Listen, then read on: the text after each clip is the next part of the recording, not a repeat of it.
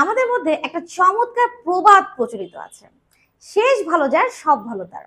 যদি শেষটা ভালো করা যায় তাহলে মনে করা হয় সবকিছুই ভালো। ইয়েস, আমি তোমাদের আয়েশা আপু শেষটা ভালো করানোর জন্য তোমাদের জন্য একটা ওয়ান শট ক্লাস নিয়ে এসেছি। যারা তোমরা এইবার এসএসসি 26 সালের ছাত্র ছাত্রী আছো, তাদের বায়োলজি 7টা চ্যাপ্টারের উপরে 7টা ওয়ান শট ক্লাস নিয়ে আমি তোমাদের মাঝে হাজির হব ইনশাআল্লাহ। এবং এই 7টা ক্লাস যদি তুমি করো তাহলে তোমার ওই চ্যাপ্টারগুলোর ওপরে আর কোনো সমস্যা হবে না। এবং ক্লাসগুলো কিন্তু আমি এমন ভাবে সাজিয়েছি, দেখো আমার কোর্সের নাম কিন্তু হচ্ছে ফাইনাল সাজেশন ওয়ান শট। মানে এইটা তোমার একদম এমন একটা চূড়ান্ত সাজেশন, যে সাজেশনটা তোমার এই মোমেন্টে প্রয়োজন। মানে এখন তুমি যেভাবে পড়লে একদম পরীক্ষাতে 100-100 পাবা ইনশাল্লাহ। সেই প্রিপারেশনটা করানোর জন্যই অ্যাকচুয়ালি এই ক্লাসটা। এবং এই ক্লাসটা করলে কিন্তু একের ভেতর তুমি সব পাবা। যেমন আজকে আমরা ক্লাস করব জীবন পাঠ নিয়ে, এবং এই চ্যাপ্টারটা কিন্তু অনেক ইন্টারেস্টিং একটা চ্যাপ্টার, এবং এখান থেকে অনেক অনেক গুরুত্বপূর্ণ এমসিকিউ আসে, তোমরা সবাই জানো। তো আমি এই চ্যাপ্টার থেকে তোমাদেরকে এমন সুন্দরভাবে সাজিয়ে দিয়েছি, একদম নোট করে দিয়েছি। এই ক্লাসটা একদম নোট করে দিয়েছে এবং পিডিএফ সহকারে তোমরা এই ক্লাসটা কিন্তু ইউটিউব চ্যানেলে পেয়ে যাবে, আমাদের পেজে পেয়ে যাবে। এবং এই ক্লাসের মধ্যে তুমি ক খ ক্রিয়েটিভ, ঠিক আছে, এবং এমসিকিউ সবকিছু পাবা। 4টা অংশে আমি ভাগ করেছি। প্রথমে আমি ক নিয়ে আলোচনা করব, তারপরে খ নিয়ে আলোচনা করব, তারপরে সিকিউ ক্রিয়েটিভ নিয়ে আলোচনা করব, এবং শেষে আমি এমসিকিউ নিয়ে আলোচনা করব। এবং এটা নোট সহকারে তোমাদেরকে দিয়ে দিব ইনশাল্লাহ। এবং এই ক্লাসটা তুমি যদি A to Z করো, কোনোদিন যারা বায়োলজি পড়েনি, বিশ্বাস করো কোনোদিন যারা বায়োলজি পড়েনি, আমি এই রমজান মাসে চ্যালেঞ্জ করে বলছি, তুমি যদি আমার এই ক্লাসটা করো এবং ধৈর্য সহকারে একটু মনোযোগ সহকারে ক্লাসটা করো, আমি চ্যালেঞ্জ দিয়ে বলছি তোমার A+ ঠেকানোর ক্ষমতা কারো নাই, ইনশাল্লাহ তুমি A+ পাবা। তাহলে আমরা ক্লাসটাতে চলে যাই। দেখো আমরা ক্লাসটাতে যে বিষয়গুলো রেখেছি, প্রথমে জ্ঞানমূলক প্রশ্ন রেখেছি। জ্ঞানমূলক প্রশ্ন আমি যে কয়টা সেট করেছি, তোমরা শুধু এই কয়েকটা প্রশ্নই পড়ে যাবে, এর বেশি কিন্তু পড়তে যাবে না, কখনোই পড়তে যাবে না। এর বাইরে কিচ্ছু প্রশ্ন আসবে না, কোনোদিন আসবে না। এর মধ্যে প্রশ্ন আছে ইনশাল্লাহ। তাহলে জ্ঞানমূলক প্রশ্ন পড়ার জন্য আমরা প্রথমে পড়বো বায়োলজি কাকে বলে। যেহেতু আমরা বায়োলজি কথাবার্তা বলছি, তাহলে বায়োলজি কাকে বলে এটা আমাদের জানতে হবে। তাহলে বায়োলজি কাকে বলা হয়, যখন তোমার প্রশ্নটা আসবে তখন আমরা ঠিক আমি যেভাবে প্রশ্নের উত্তরটা সাজায় দিয়েছি, তোমরা কিন্তু এইভাবে উত্তরগুলো লিখবা, তাহলে একেবারে খাপে খাপ এভাবেই ইনশাল্লাহ ফুল মার্কস পেয়ে যাবে। তাহলে বায়োলজি কিন্তু একটা গ্রিক শব্দ, এবং এটা দুইটা গ্রিক শব্দ থেকে আসছে, একটা হচ্ছে বায়োস এবং লোগোস। এবং বায়োস মানে হচ্ছে জীবন বা জীব, জীব মানে যেখানে উদ্ভিদ প্রাণী সবকিছু নিয়ে আলোচনা করা হয়, হ্যাঁ সবকিছু রয়েছে। এবং ডিসকাস, লোগোস মানে হচ্ছে ডিসকাস, জ্ঞান, আলোচনা। তাহলে জীববিজ্ঞান মানে হচ্ছে জীবন সম্পর্কিত জ্ঞান বা জীব সম্পর্কিত বিজ্ঞানকে আমরা কি বলবো, জীববিজ্ঞান। তাহলে এই কথাটা কিন্তু তোমাকে এইটুকুই লিখতে হবে যে জীববিজ্ঞান শব্দটি গ্রিক শব্দ থেকে আসছে, বায়োস এবং লোগোস। বায়োস এবং লোগোসের বানানটা ঠিক করে লিখবা। বায়োস মানে হচ্ছে জীব, লোগোস মানে জ্ঞান, তাহলে জীববিজ্ঞান হচ্ছে জীবন সম্পর্কিত জ্ঞান। জীববিজ্ঞানের জনককে তোমার তাহলে অবশ্যই এটা কি করতে হবে, জানতে হবে। আমাদের জীববিজ্ঞানের জনক হচ্ছেন বিজ্ঞানীকে, আমাদের জীববিজ্ঞানের জনক হচ্ছেন বিজ্ঞানী অ্যারিস্টটল, এবং তিনি একজন দার্শনিক ছিলেন। তাহলে অ্যারিস্টটল হচ্ছেন আমাদের জীববিজ্ঞানের জনক। এখানে কিন্তু জীববিজ্ঞানের জনককে, তারপর শ্রেণীবিন্যাসের জনককে ক্যারালাস লিনিয়াস, এই দুটো প্রশ্ন ইম্পর্টেন্ট। তাহলে শ্রেণীবিন্যাসের জনক হচ্ছে ক্যারালাস লিনিয়াস এবং জীববিজ্ঞানের জনক হচ্ছে অ্যারিস্টটল। তারপরে দেখো আমরা কি বলছি, ভৌত জীববিজ্ঞান কি, ভৌত জীববিজ্ঞান, ভৌত জীববিজ্ঞান এবং ফলিত জীববিজ্ঞান, এটা সংজ্ঞা কিন্তু 1 মার্কসের জন্য আসতে পারে। ভৌত জীববিজ্ঞান মানে হচ্ছে তুমি জীববিজ্ঞানের একটা শাখা, যে শাখাতে কোনো কিছু নিয়ে তত্ত্বীয় বিষয় নিয়ে আলোচনা করবো, সেটাকে আমরা কি বলবো, ভৌত জীববিজ্ঞান। ওকে, তাহলে ফলিত জীববিজ্ঞানটা হচ্ছে কিন্তু তত্ত্বীয় বিষয় নিয়ে আমরা আলোচনা করবো না, এখানে আমরা জীবন সংশ্লিষ্ট প্রায়োগিক যে বিষয়গুলো আছে, দৈনন্দিন জীবনে আমরা যে বিষয়গুলো ব্যবহার করে থাকি, প্রয়োগ করে থাকি, সেই বিষয়গুলো নিয়ে যদি আমরা আলোচনা করি, তখন কিন্তু আমরা সেটাকে কি বলবো, ফলিত জীববিজ্ঞান। তাহলে একটা হচ্ছে তত্ত্বীয় বিষয় নিয়ে আলোচনা, আর একটা হচ্ছে জীবন সংশ্লিষ্ট প্রায়োগিক বিষয় নিয়ে আলোচনা। খুব ভালো করে ক্লাসটা করবা। ভ্রূণ বিদ্যা কাকে বলে, ভ্রূণ বিদ্যা, এমব্রিওলজি, ইংলিশও আসতে পারে, এমব্রিওলজি কাকে বলা হয়, অথবা ভ্রূণ কি। তাহলে আমি একটু বলি, ভ্রূণটা আসলে কি, আমাদের সৃষ্টি হয়েছে আমাদের বাবার এবং মায়ের, বাবার একটা শুক্রাণু এবং মায়ের একটা কি ডিম্বাণু নিয়ে। শুক্রাণু নিউক্লিয়াসটা ডিম্বাণুর কাছে কি হয়, চলে যায়, এবং দেখো এই ডিম্বাণুর ভেতরে কি হয়, নিষেক ঘটে, জায়গোট তৈরি হয়, একটা জায়গোট তৈরি হয়েছে এবং এই জায়গোটটা তখন কি করছে, বিভাজন করছে, বিভাজন করে জায়গোটটা কোষের সংখ্যা বৃদ্ধি করছে এবং একটা কি তৈরি করছে, ভ্রূণ তৈরি করছে এবং এই ভ্রূণ থেকে তোমার একটা কিসের সৃষ্টি হচ্ছে, জীবনের সৃষ্টি হচ্ছে। এই যে এটা হচ্ছে একটা জীবনের সৃষ্টি হচ্ছে, আবির্ভাব হচ্ছে। তাহলে এই যে জনন কোষ, শুক্রাণু, ডিম্বাণু, জাইগোট, ভ্রূণ, এগুলো থেকে কিভাবে একটা জীবের বিকাশ হয়েছে, এই বিষয়গুলো নিয়ে আমরা জীববিজ্ঞানের যে শাখা আলোচনা করব সেটাকে আমরা কি বলবো, ভ্রূণ বিদ্যা বা এমব্রায়োলজি, এমব্রায়োলজি বলবো। ওকে, এবং এটা কিন্তু জীববিজ্ঞানের একটা কি শাখা, এটা হচ্ছে একটা ভৌত শাখা। কোনটি ভৌত শাখা, কোনটি ফলিত শাখা, এগুলো মুখস্থ করতে হবে, এমসিকিউ এর জন্য ইম্পর্টেন্ট। হিস্টোলজি কি, হিস্টোলজি, হিস্টোলজি, হিস্টো মানে হচ্ছে টিস্যু, হিস্টো মানে হচ্ছে টিস্যু। তাহলে প্রশ্ন হচ্ছে টিস্যু কি, টিস্যু হচ্ছে কতগুলো কোষ যখন একই সাথে গুচ্ছ আকারে অবস্থান করবে এবং তাদের কাজ, কাজ অবস্থান, কাজ অবস্থান এবং উৎপত্তি যখন একই হবে তখন তাকে আমরা কি বলছি, টিস্যু বলছি। আর টিস্যু সমূহের গঠন, বিন্যাস, কার্যাবলী নিয়ে আমরা জীববিজ্ঞানের যে শাখায় আলোচনা করব তাকেই আমরা কি বলবো, হিস্টোলজি। এবং এটা কিন্তু জীববিজ্ঞানের একটা কি শাখা, এটা হচ্ছে একটা ভৌত শাখা। শারীরবিদ্যা কাকে বলা হয়, ফিজিওলজি বলতে কি বুঝো বা কাকে বলা হয়, ফিজিও শরীর, শরীরের ভেতরে যে বিভিন্ন ধরনের জৈব রাসায়নিক ক্রিয়া বিক্রিয়াগুলো হচ্ছে সেই বিষয়গুলো, মানে শারীরবৃত্তীয় কাজের বিবরণ নিয়ে যখন আমরা আলোচনা করব জীববিজ্ঞানের যে শাখায় সেটাকে আমরা বলছি শারীরবিদ্যা। জীবের, জীবের যেহেতু এখানে বলা হচ্ছে তাহলে জীব বলতে প্ল্যান্ট এবং অ্যানিমাল দুটোই বোঝানো হচ্ছে। তাহলে আমাদের জীবের দেহের ভিতরে শ্বসন হয়, আমাদের জীবের দেহের ভিতরে রেচন হয়, সালোক সংশ্লেষণ হয়, তাই না? জীব বলতে যেহেতু উদ্ভিদ এবং প্রাণী দুটোই বোঝাচ্ছে, তাহলে এই বিষয়গুলো নিয়ে আলোচনা করা হবে যে শাখা সেটাকে আমরা বলবো শারীরবিদ্যা বা ফিজিওলজি, এবং এটা কিন্তু জীববিজ্ঞানের একটা ভৌত শাখা। বিবর্তন বিদ্যা বা ইভলিউশন, এটা বললে টাস করে আমাদের মাথায় মনে আসে আমরা আগে বান্দর ছিলাম এখন আমরা মানুষ হয়ে গেছি, বান্দর থেকে মানুষ হয়েছে, এটাই হচ্ছে বিবর্তন। আসলে এটা কিন্তু ভুল কথা, এটা ঠিক কথা না। বিবর্তন মানে হচ্ছে ধীরে ধীরে কিছু পরিবর্তন হবে। বিবর্তন বিদ্যা হচ্ছে জীববিজ্ঞানের যে শাখা কিভাবে প্রাণের বিকাশ হলো, মানে আমরা কিভাবে সৃষ্টি হলাম বা জীবের কিভাবে বিবর্তন হলে ক্রম বিকাশের তথ্যগুলো যখন আলোচনা করা হয় সেটাকে আমরা কি বলছি, বিবর্তন বিদ্যা বা ইভলিউশন। এবং এটাও কিন্তু জীববিজ্ঞানের একটা ভৌত শাখা।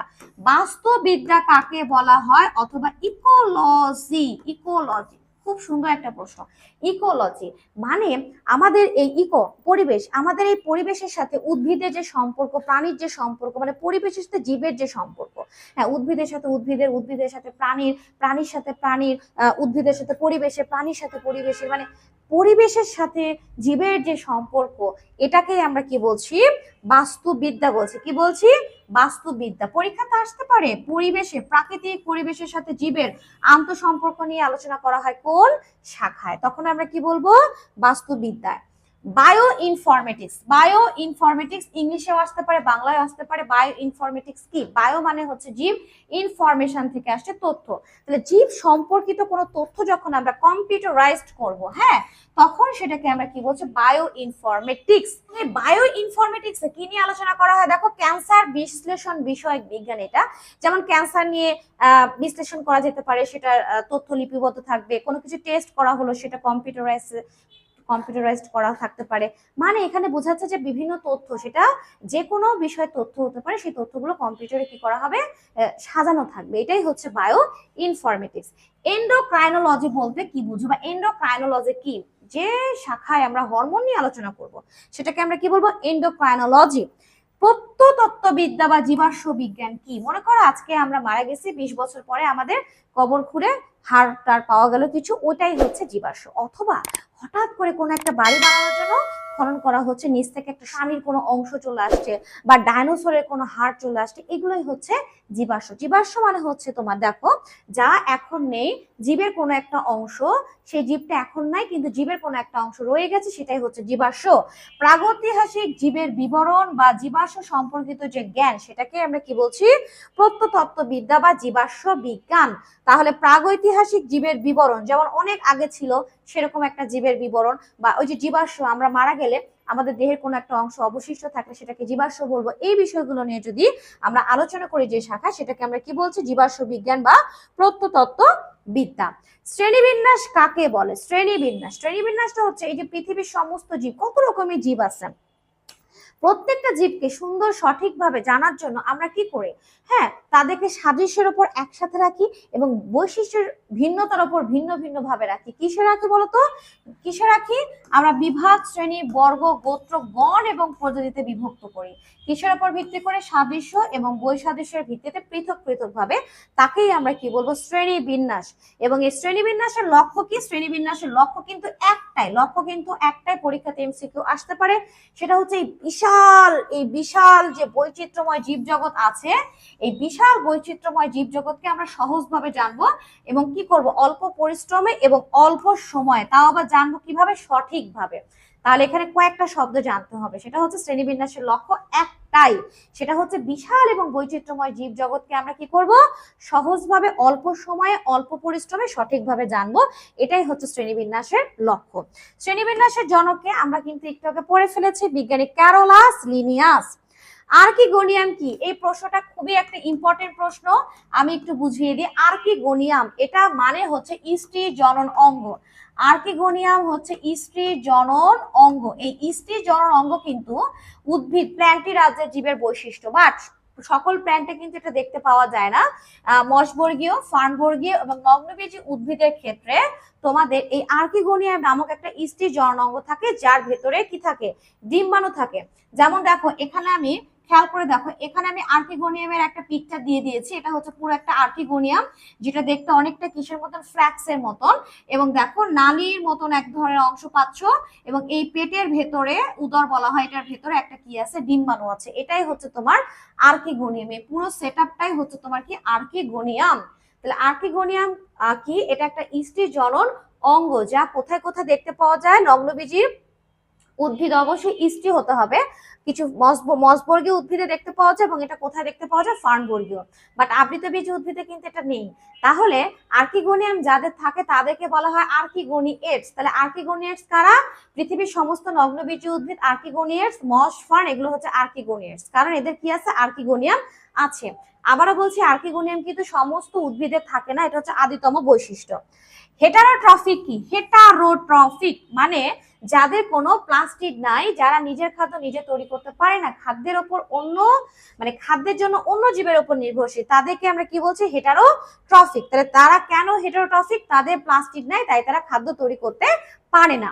প্রজাতি কাকে বলা হয়? আমরা প্রজাতির একটা সুন্দর সংজ্ঞা এখানে সেট করেছি। শ্রেণীবিন্যাসের আমরা সর্বনিম্ন এবং মৌলিক এককে আমরা কি বলি? প্রজাতি। যেমন সবচেয়ে বড় একক কোনটা? রাজ্য। এবং সবচেয়ে তোমার সর্বনিম্ন একক কোনটা? তোমার হচ্ছে প্রজাতি।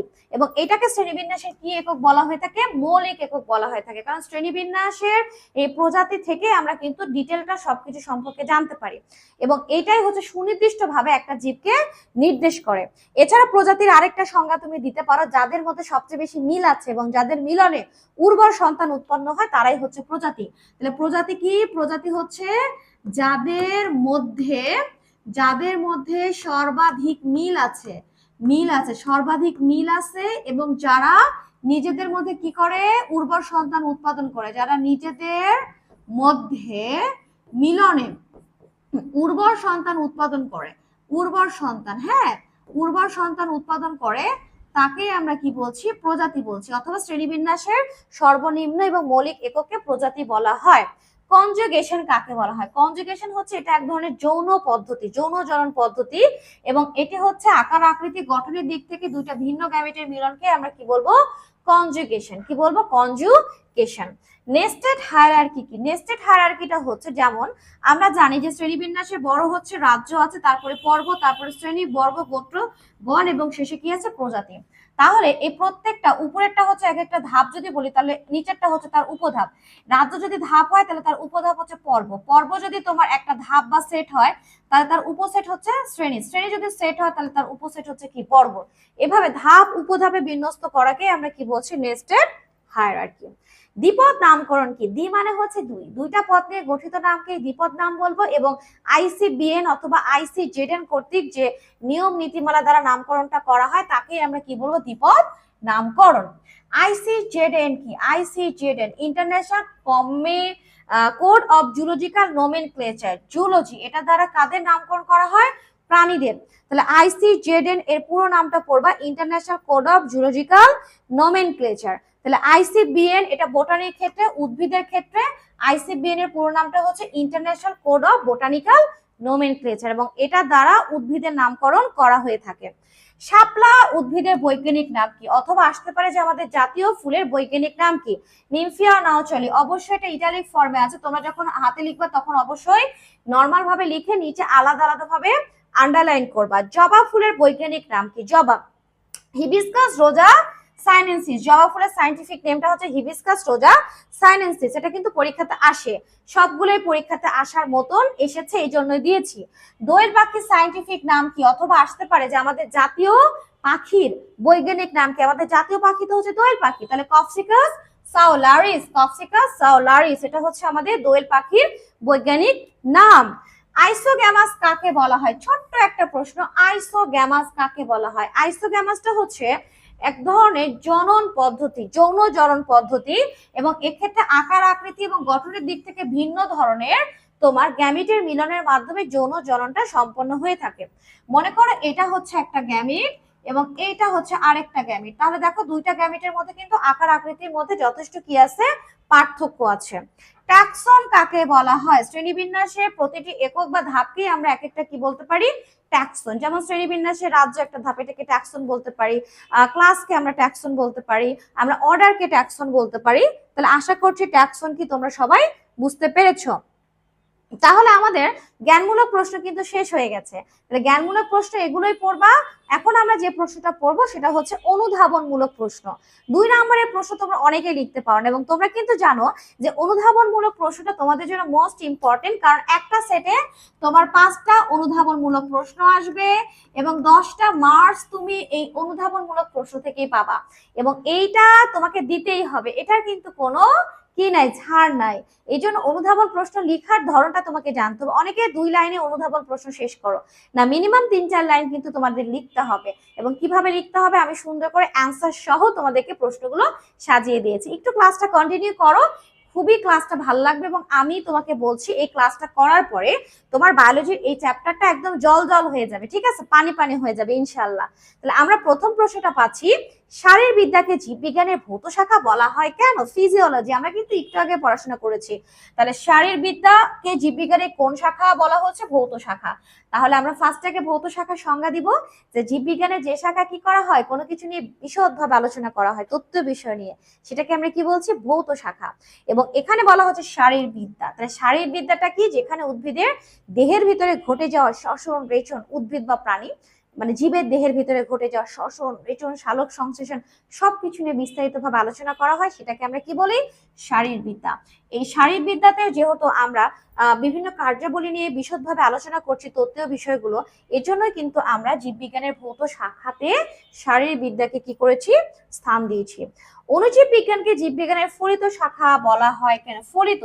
ফলিততে কিন্তু তত্ত্বীয় বিষয় নিয়ে আলোচনা করা হয় না, এখানে শুধু প্রায়োগিক বিষয়গুলো নিয়ে আলোচনা করা হয়, যেটা আমাদের জীবন সাথে সংশ্লিষ্ট সেই প্রায়োগিক বিষয়গুলোকে নিয়ে আমরা আলোচনা করি। তো অণুজীব বিজ্ঞান হচ্ছে অণুজীব, যাদেরকে আমরা একেবারে খালি চোখে দেখতে পাবো না, দেখার জন্য আমাদের অণুবীক্ষণ যন্ত্রের প্রয়োজন, তাকে আমরা কি বলছি? অণুজীব। এবং অণুজীবকে নিয়ে আমরা যে শাখায় আলোচনা করব, যেমন ভাইরাস, ব্যাকটেরিয়া, ম্যালেরিয়া, এগুলোকে আমরা কি বলছি? সম্মিলিত বিজ্ঞানকে বলছি অণুজীব বিজ্ঞান। তাহলে অণুজীব বিজ্ঞানকে জীববিজ্ঞানের ফলিত শাখা এই জন্য রেখেছি যে অণুজীব বিজ্ঞানে আমরা এই জীবগুলো সম্পর্কে, যেমন ভাইরাস, ব্যাকটেরিয়া, ম্যালেরিয়া, এগুলোর সম্পর্কে মানে বিশদভাবে আলোচনা না করে জীবন সংশ্লিষ্ট প্রায়োগিক বিষয়গুলো নিয়ে এখানে আলোচনা করা হয়। এই জন্য অণুজীব বিজ্ঞানকে আমরা কি করেছি? জীববিজ্ঞানের ফলিত শাখায় রেখেছি। আমি কিন্তু অ্যান্সারটা দিয়ে দিয়েছি, তোমরা অ্যান্সারটা সুন্দর করে পড়ে ফেলবা। জীবের শ্রেণীবিন্যাসকরণ গুরুত্বপূর্ণ কেন? শ্রেণীবিন্যাসকরণ কেন গুরুত্বপূর্ণ? এটা কিন্তু খুবই একটা ইম্পর্টেন্ট প্রশ্ন। বা জীবের শ্রেণীবিন্যাস কেন প্রয়োজন, বা জীবের শ্রেণীবিন্যাসের উদ্দেশ্য কি? দেখো, আমরা যদি কোনো কিছুকে সুন্দর করে শ্রেণীবিন্যাস না করি, তাহলে কিন্তু আমাদের মানে কোনো জীব সম্পর্কে সঠিকভাবে অল্প সময়ে অল্প পরিশ্রমে আমরা জানতে পারবো না। যেমন তুমি যদি ওষুধের দোকানে যাও, দেখো বিশাল বড় একটা দোকান অথবা হোক ছোট দোকান, তুমি একটা ওষুধের নাম বললা, প্রেসক্রিপশন দেখে ঘর ঘর করে তোমাকে কি করে দিচ্ছে? ওষুধটা বের করে দিচ্ছে। তোমাকে আমাকে দিলে কি আমরা পারবো? আমার তো সারা জীবন লেগে যাবে ওষুধটা খুঁজতে, তারপর আমি পাবো না। কেন পাবো না? কারণ আমি জানি না যে কোথায় কি রাখা হয়েছে। তারা পায় কেন? কারণ ওষুধগুলোকে সুন্দর সুন্দর ক্লাসে সাজায় রাখা হয়েছে শ্রেণীবিন্যাসের মতন করে। তো ঠিক আমরা এই বিশাল যে জগৎটা আছে, জীব জগৎ, এটাকে আমরা যদি সঠিকভাবে জানতে চাই, অল্প সময়ে অল্প পরিশ্রমে, ইভেন কোনটি উপকারী কোনটা ক্ষতিকর, হ্যাঁ মানে সবকিছু সম্পর্কে আমরা যখন বিশদভাবে জানবো, তাদের উৎপত্তি, তাদের বাসস্থান, তাদের স্বভাব, সবকিছু নিয়ে আমরা আলোচনা করব, সবকিছু সঠিক সময় জানবো, অল্প সময় জানবো, সঠিকভাবে জানবো।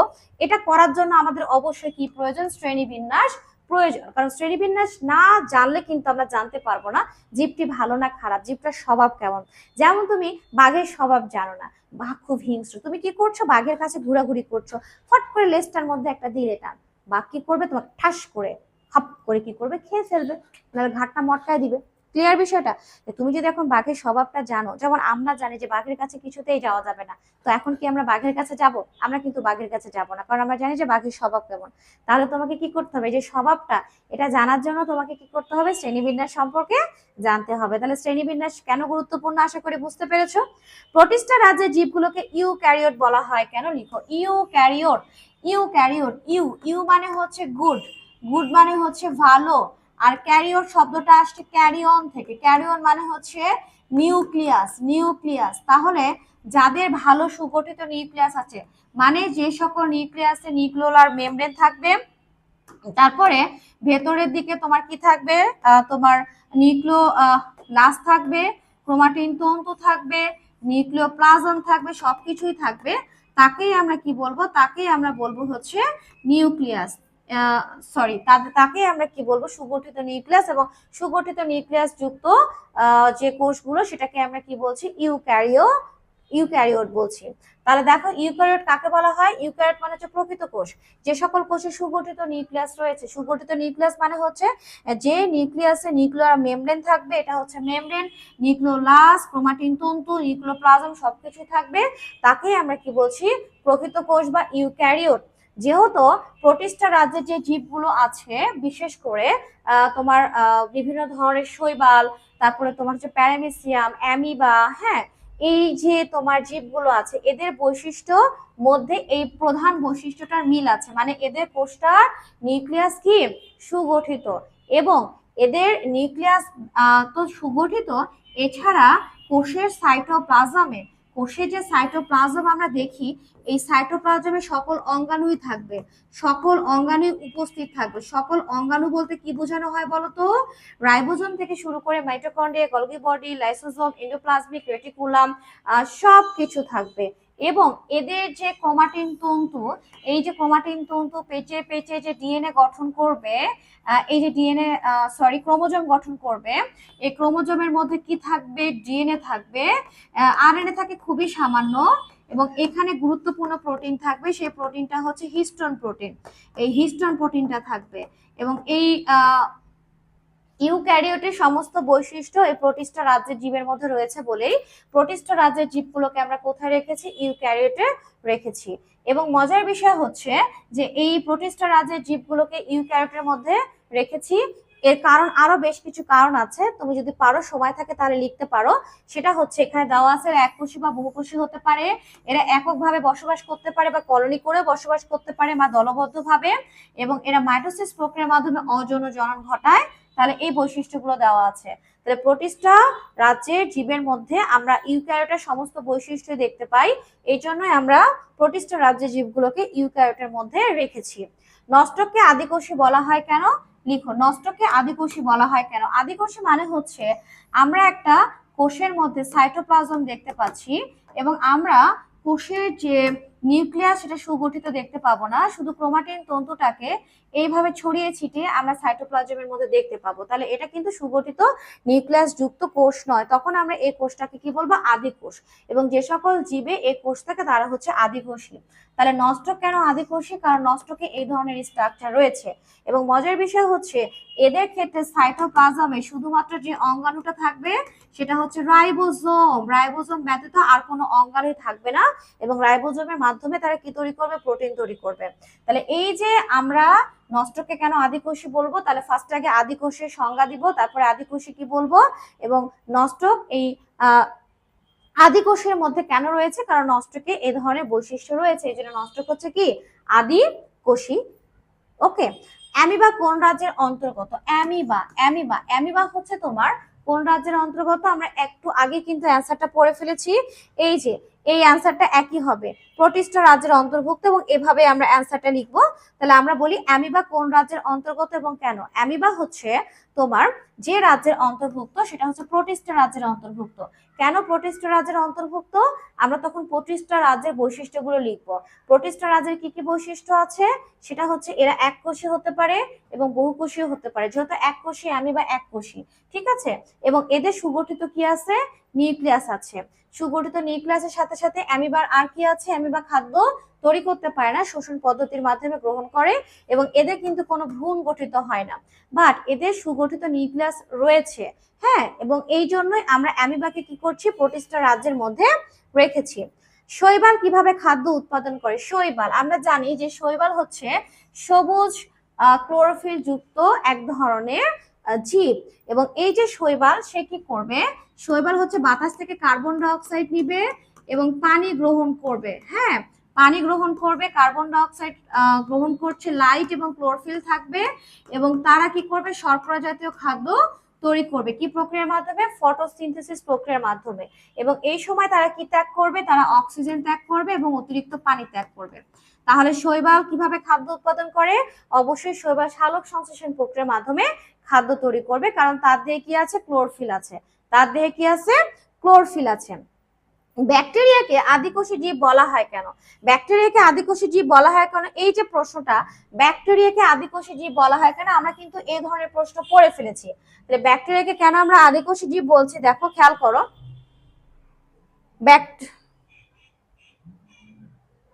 ব্যাকটেরিয়াকে আমরা কেন আদিকোষী জীব বলছি?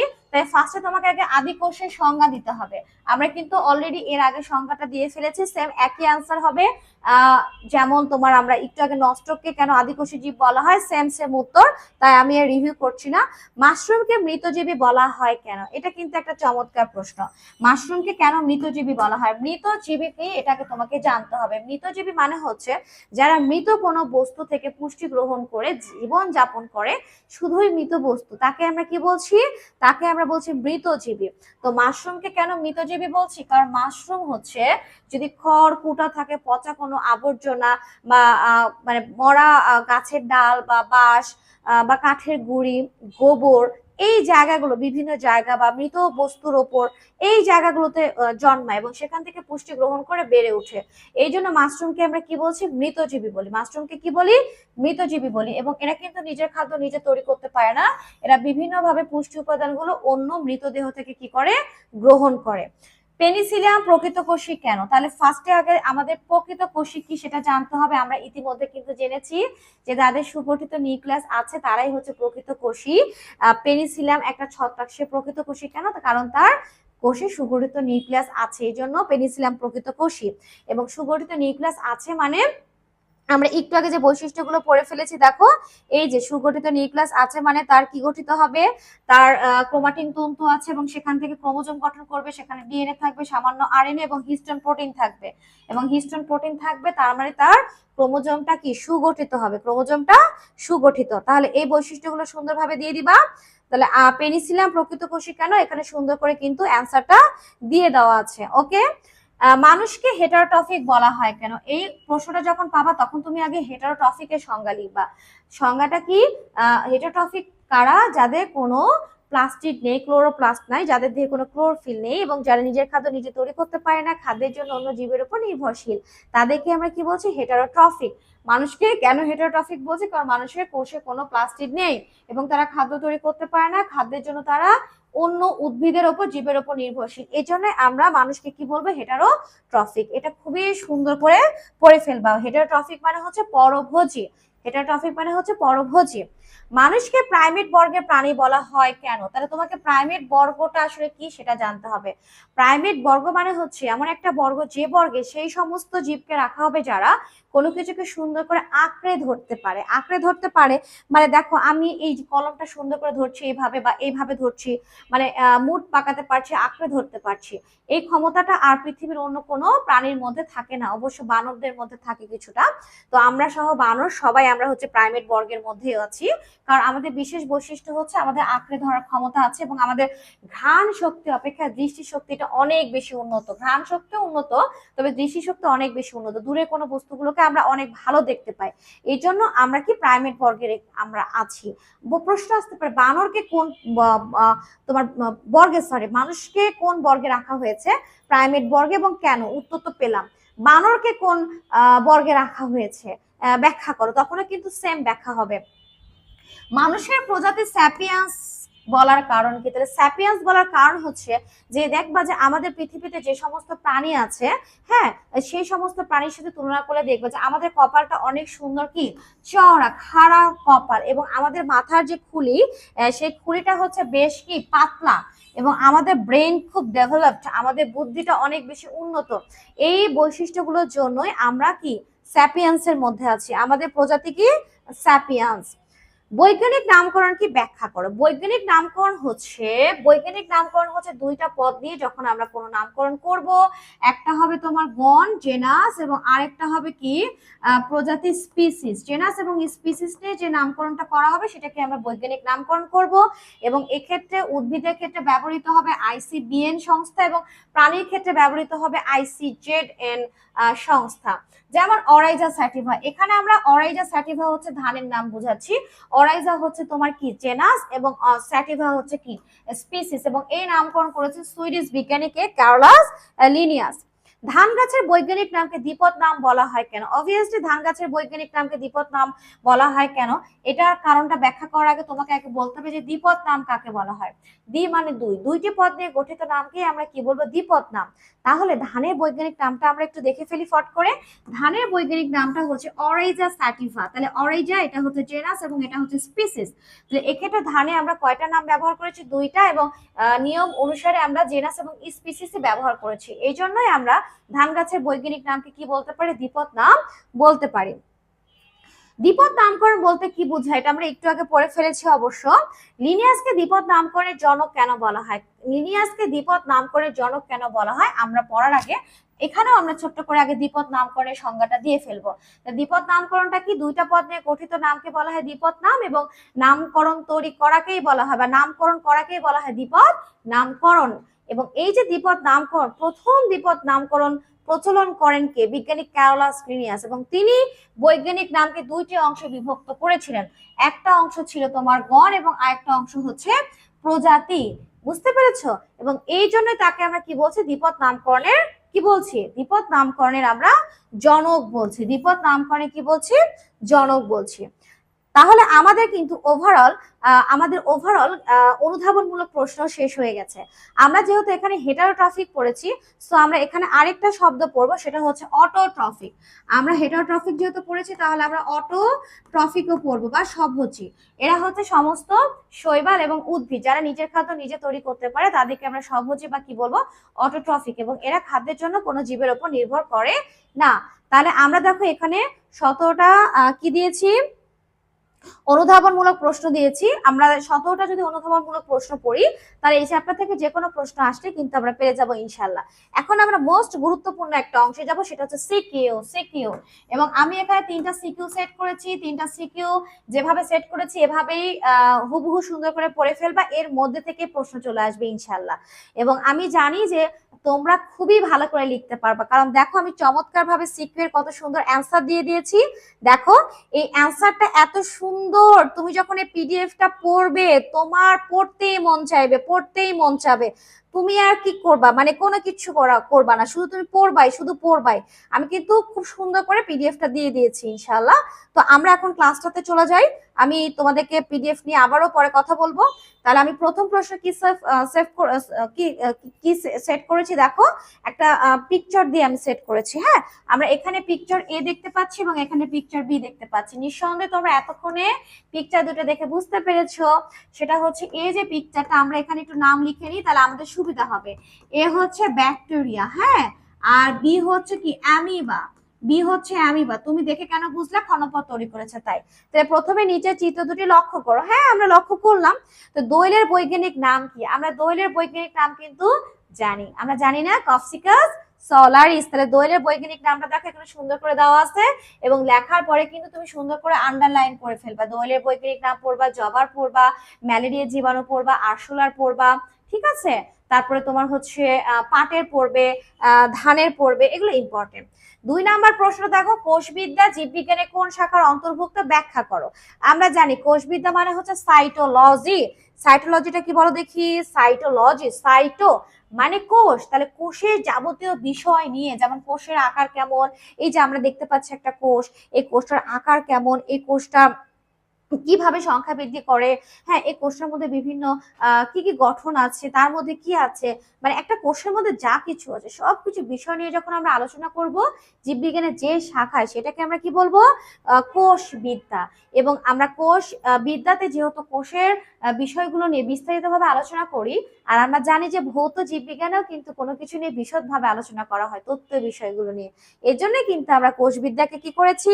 জীববিজ্ঞানের ভৌত শাখায় রেখেছি। এরপরে আমাদের কি প্রশ্ন বলছে? 3 আর 4 তো আমাদের উদ্দীপক থেকে আসবে। মার্গলিসের শ্রেণীবিন্যাস অনুসারে চিত্র এ জীবটি কোন রাজ্যের অন্তর্ভুক্ত তা ব্যাখ্যা করো। মার্গুলিস এর শ্রেণীবিন্যাস অনুসারে, মার্গুলিস তিনি কিন্তু সুপার কিংডম প্রস্তাব করেন। একটা হচ্ছে প্রোক্যারিওটা আর একটা হচ্ছে ইউক্যারিওটা। তাহলে এক্ষেত্রে মার্গুলিসের শ্রেণীবিন্যাস অনুসারে চিত্র এ জীবটি কোন রাজ্যের অন্তর্ভুক্ত তা ব্যাখ্যা করো। দেখো প্রশ্নটা কিন্তু বুঝে বুঝে তোমাকে খেয়াল রাখতে হবে। তাহলে এখানে বলা হয়েছে যে উদ্দীপকের চিত্র এ হলো ব্যাকটেরিয়া, এটা তো আমরা ইতিমধ্যে বুঝতেই পেরেছি। আর মার্গুলিসের শ্রেণীবিন্যাস অনুসারে এটা কোন কিংডমের অন্তর্ভুক্ত সেটা কিন্তু তোমাকে লিখতে হবে অবশ্যই, না হলে ভুল হয়ে যাবে। কি? সুপার কিংডমের অন্তর্ভুক্ত, 1 মানে প্রোক্যারিওটা। এবং শেষে কিন্তু বলা হয়েছে রাজ্যের উল্লেখ করো। দেখো প্রশ্নটা আমরা আরেকটু খেয়াল করে দেখি, প্রশ্নটা ভালো করে পড়তে হবে। তো এ জীবটি কোন রাজ্যের অন্তর্ভুক্ত, তার মানে এখানে 2টা অপশন বলেছে, একটা হচ্ছে মার্গুলিসের শ্রেণীবিন্যাস অনুসারে, এখানে অবশ্যই মার্গুলিসের ক্ষেত্রে সুপার কিংডম 1 না 2 সে কথাটা উল্লেখ রাখতে হবে, এবং কোন রাজ্যের, মানে এখানে রাজ্য বলতে হুইটেকারের কোন রাজ্যের অন্তর্ভুক্ত। হুইটেকার রাজ্য ভাগ করেছিলেন না, আমরা তো জানি। তো ওই রাজ্যগুলোই হচ্ছে তোমার মার্গুলিস 2টা সুপার কিংডমের মধ্যে দিয়ে দিয়েছিলেন। তো যাই হোক, এখানে এই জীবটি কোন রাজ্যের অন্তর্ভুক্ত, এই রাজ্য যেহেতু এটা ব্যাকটেরিয়া, তার মানে আমরা জানি যে ব্যাকটেরিয়া কোন রাজ্যের অন্তর্ভুক্ত? বনেরা রাজ্যের অন্তর্ভুক্ত। কেন? তখন তা আমরা ব্যাখ্যা করব। ব্যাখ্যা করার শুরুতেই আমরা প্রথমেই যে কথাটা বলবো, আমরা এর আগে অলরেডি পড়ে ফেলেছি, সেটা হচ্ছে দেখো আমি একটা ব্যাকটেরিয়ার চিত্র এখানে দিয়ে দিয়েছি। তাহলে প্রথমেই আমরা বলবো যে এরা কি? এরা সুগঠিত কোনো নিউক্লিয়াস বহন করছে না। তাহলে আমরা প্রথমেই আমরা বলবো নিউক্লিয়াসের কথা। তাহলে কেন এটাকে আমরা মনেরা রাজ্যের মধ্যে রেখেছি, সুপার কিংডম 1 এর মনেরা রাজ্যের মধ্যে? তাহলে আমরা দেখি এরা হচ্ছে সুগঠিত নিউক্লিয়াস নেই এদের কোষে। সুগঠিত নিউক্লিয়াস মানে হচ্ছে নিউক্লিয়াসের চারপাশে নিউক্লিওলার মেমব্রেন, ভেতরে নিউক্লিওলাস, এগুলো নেই। ক্রোমাটিন তন্তু, নিউক্লিওপ্লাজম সবকিছু মিলে কিন্তু একটা সুগঠিত নিউক্লিয়াস। বাট আমরা শুধু এখানে তোমার কি দেখতে পাই? ক্রোমাটিন তন্তু দেখতে পাই। এই যে ক্রোমাটিন তন্তু, আমরা কিন্তু এই জিনিসটা দেখতে পাচ্ছি না, এই জিনিসটা দেখতে পাচ্ছি না, এগুলো হচ্ছে অ্যাবসেন্ট। তার মানে এদের নিউক্লিয়াসটা সুগঠিত নয়। ওকে, তারপরে দেখো এদের যে আমরা সাইটোপ্লাজম দেখতে পাচ্ছি, এই সাইটোপ্লাজমের মধ্যে আমরা শুধুমাত্র যে জিনিসটা দেখতে পাচ্ছি সেটা হচ্ছে রাইবোজোম। রাইবোজোম ছাড়া এদের সাইটোপ্লাজমে আর আমরা কিচ্ছু দেখতে পাচ্ছি না। তাহলে এদের সকল প্রকার অঙ্গাণুই কি? অ্যাবসেন্ট, এদের কোনো অঙ্গাণুই নেই। এবং এরা হচ্ছে এক কোষী, মাথায় রাখবা, এক কোষী মানে এদের শুধুমাত্র একটা কোষই থাকবে। এই যে একটা কোষ, এই একটা কোষ বিভাজন করলো, 2টা কোষ তৈরি হলো, এই 2টা আবার আলাদা আলাদা জীব হিসেবে বসবাস করবে। এবং এই বিভাজনকে বলা হয় অ্যামাইটোসিস বা দ্বিবিভাজন। তার মানে এরা অ্যামাইটোসিস বা দ্বিবিভাজন প্রক্রিয়ার মাধ্যমে সংখ্যা বৃদ্ধি করে, কারণ এদের কোনো সুগঠিত নিউক্লিয়াস যেহেতু নেই, তাই এদের ক্রোমোজোমটা সুগঠিত নয়। এবং এরা অবশ্যই কি হবে? আনুবীক্ষণিক হবে, মানে এদেরকে তুমি খালি চোখে কিছুতেই দেখতে পাবে না। এরা একা একা থাকে না, এরা গুচ্ছ আকারে অবস্থান করে দলবদ্ধভাবে, অথবা এরা কি করে?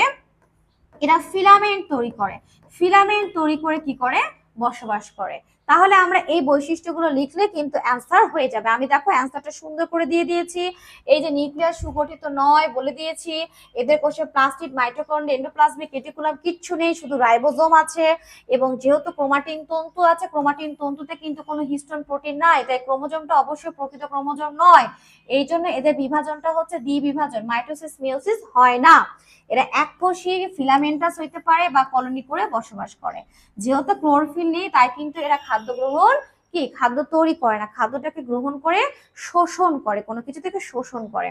এরা খাদ্য তৈরি করতে না পারলেও কেউ কেউ আছে যারা ফটোসিনথেসিস প্রক্রিয়ার মাধ্যমে খাদ্য তৈরি করে। এরা কারা? এরা আসলে কারা?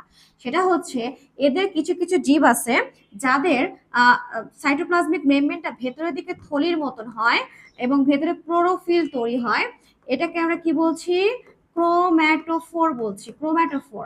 এবং এই ক্রোম্যাটোফোর থাকার কারণে তখন তারা কি করে? সালোক সংশ্লেষণ প্রক্রিয়ার মাধ্যমে খাদ্য তৈরি করতে পারে।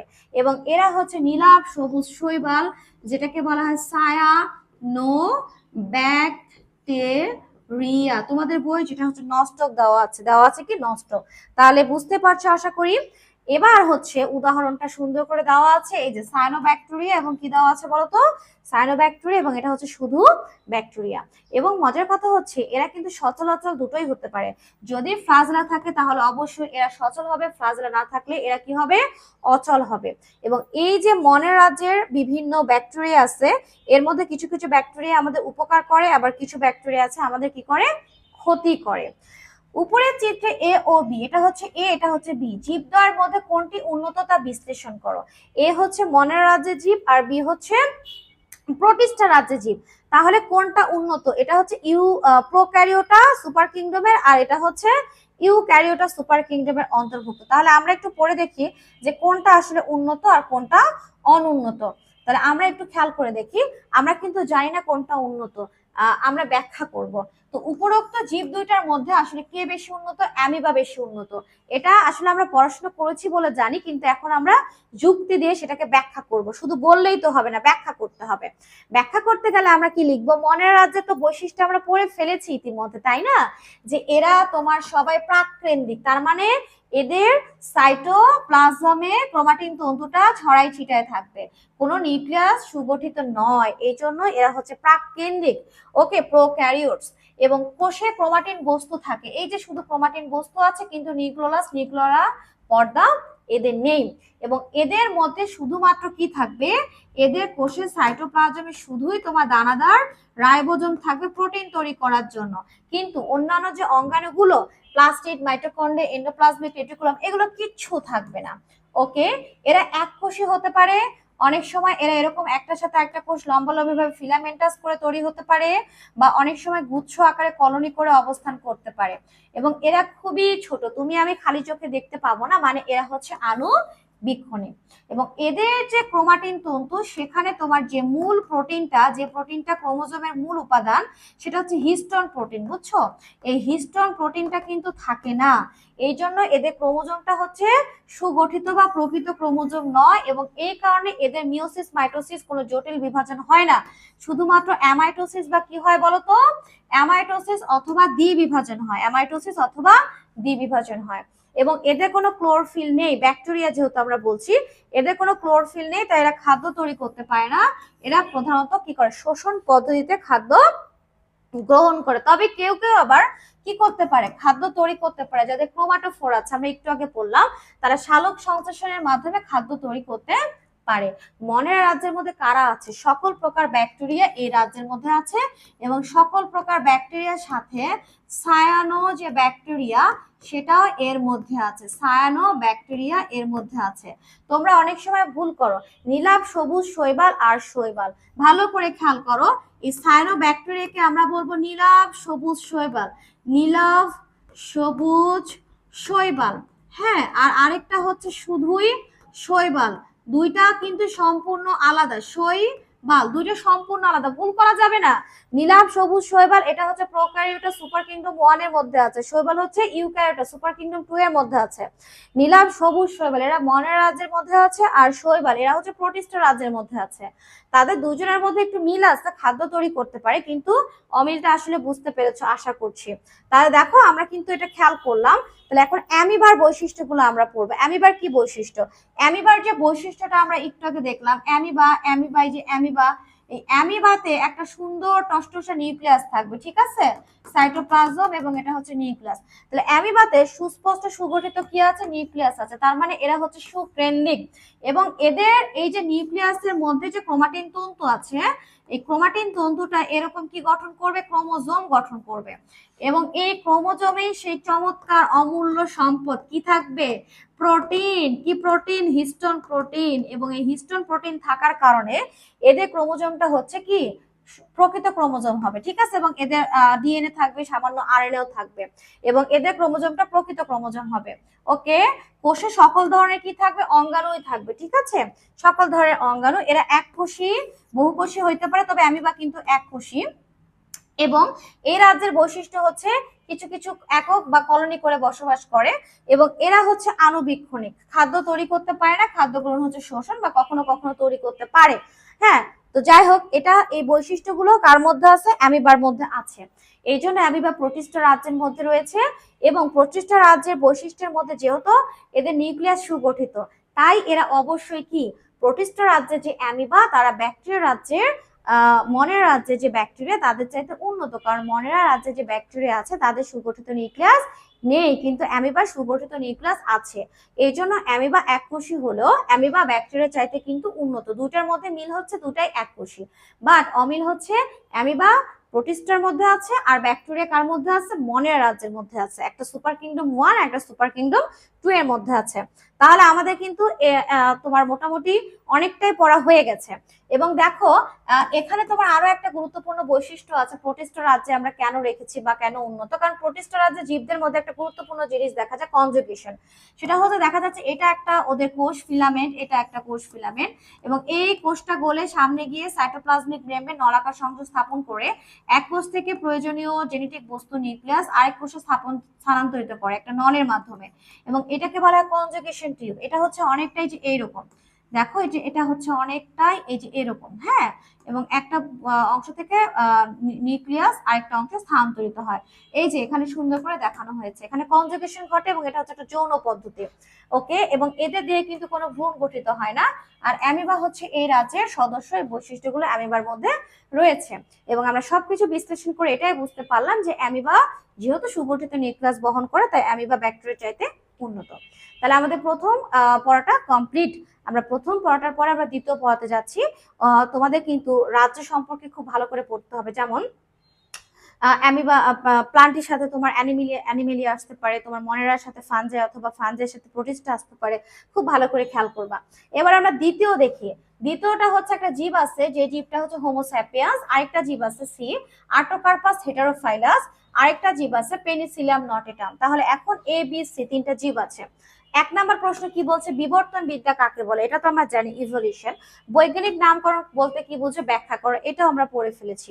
আমরা এখানে যে প্রশ্নটা করছি সেটা হচ্ছে এ জীবটির বৈজ্ঞানিক শ্রেণীবিন্যাস লেখো। তাহলে আমাদের এ জীব হোমোস্যাপিয়ান্স, হোমোস্যাপিয়ান্স বলতে আমরা কাকে বোঝাচ্ছি? আমাদেরকে বুঝাচ্ছি মানুষ। এই যে মানুষের ক্লাসিফিকেশনটা এখন আমাদের জানতে হবে, মানুষের ক্লাসিফিকেশনটা এখন আমাদের করতে হবে, যেহেতু ক্লাসিফিকেশনটা লিখতে বলছে, তাহলে আমরা এত সুন্দর করে ক্লাসিফিকেশনটা লিখে ফেলবো। ক্লাসিফিকেশন লেখার সময় এগুলো হচ্ছে 1 এবং 2 নাম্বারের প্রশ্নের উত্তর। ক্লাসিফিকেশনটা লেখার সময় আমরা খুব সুন্দর করে, খুব ধীরে সুস্থে, খুব ভালো করে লিখবো। প্রথমেই আমরা যে জিনিসগুলো আমি যেভাবে দেখাচ্ছি ঠিক সেইভাবে স্টেপ বাই স্টেপ এভাবে লিখবো, উল্টা পাল্টা করলে কিন্তু হবে না। প্রথমে আমাদের রাজ্যই দিতে হবে, কারণ প্রথমে রাজ্য থাকে, কিংডম থাকে, হ্যাঁ, এবং কিংডমের মধ্যে আমরা কি দিব? অ্যানিমেলিয়া। অবশ্যই ইংলিশে লিখবা, বাংলায় লিখবা না, একটা বাংলা একটা ইংলিশে খবরদার এরকম করবা না। আমরা কেন অ্যানিমেলিয়া রাজ্যের মধ্যে আছি? মানুষের ক্লাসিফিকেশন আমরা করছি, সমস্ত মানুষই আমরা অ্যানিমেলিয়া রাজ্যের মধ্যে আছি, কারণ আমাদের বেশ কিছু বৈশিষ্ট্য আছে। সেটা হচ্ছে আমাদের সুকেন্দ্রিক দ্বিমাত্রিক কোষ বিশিষ্ট আমরা, আমাদের নিউক্লিয়াস সুগঠিত এবং আমরা হচ্ছে বহুকোষী, আমাদের অসংখ্য কোষ আছে। আমরা খাদ্য তৈরি করি না, তাই হচ্ছে আমরা পরভোজী এবং আমাদের যৌন জননের মাধ্যমে প্রজনন সম্পন্ন হয়। তার মানে বাবা থেকে একটা শুক্রাণু তৈরি হবে এবং মায়ের শরীরের ভেতরে একটা ডিম্বাণু তৈরি হবে এবং আমাদের ভ্রূণ সৃষ্টি হয় এবং ভ্রূণের 3টা স্তর থাকে, একটোডার্ম, মেসোডার্ম এবং আরেকটা হচ্ছে এন্ডোডার্ম। আমরা খাদ্য গ্রহণ করি গলাধঃকরণ প্রক্রিয়ার মাধ্যমে। কি করণ?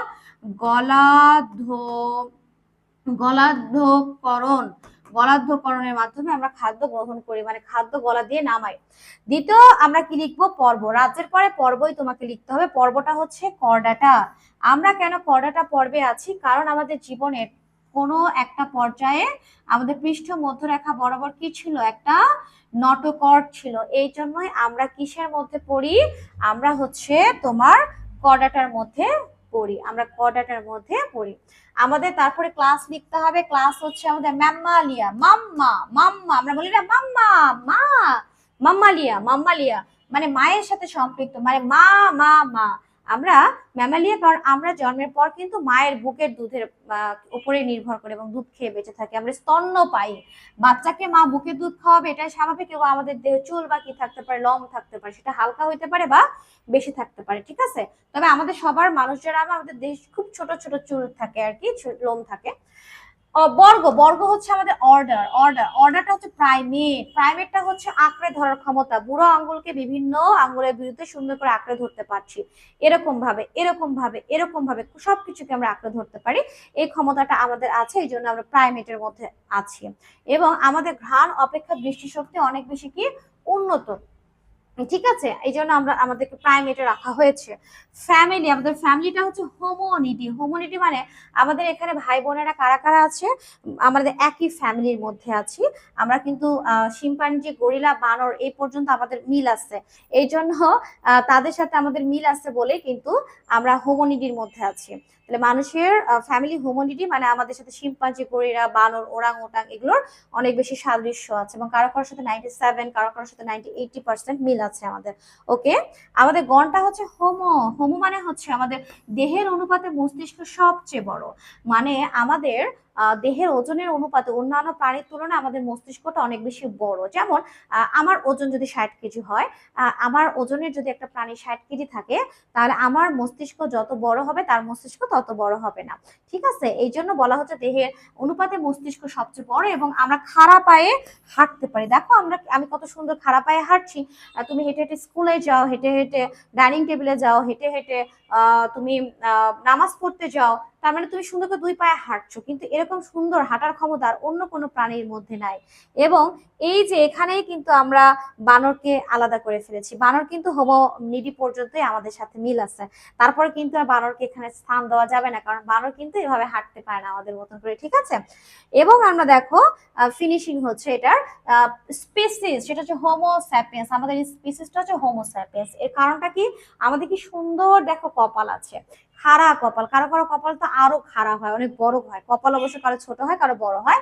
আমাদের চওড়া এবং সুন্দর খাড়া কপাল আছে এবং আমাদের খুলির যে হাড় এটা বেশ পাতলা এবং আমাদের ব্রেন ডেভেলপ হয়েছে। আমাদের যে সেরেব্রাম, আমাদের মস্তিষ্ক যে সেরেব্রাম, এই সেরেব্রামটা অনেক সুন্দরভাবে কি বিকশিত, ঠিক আছে।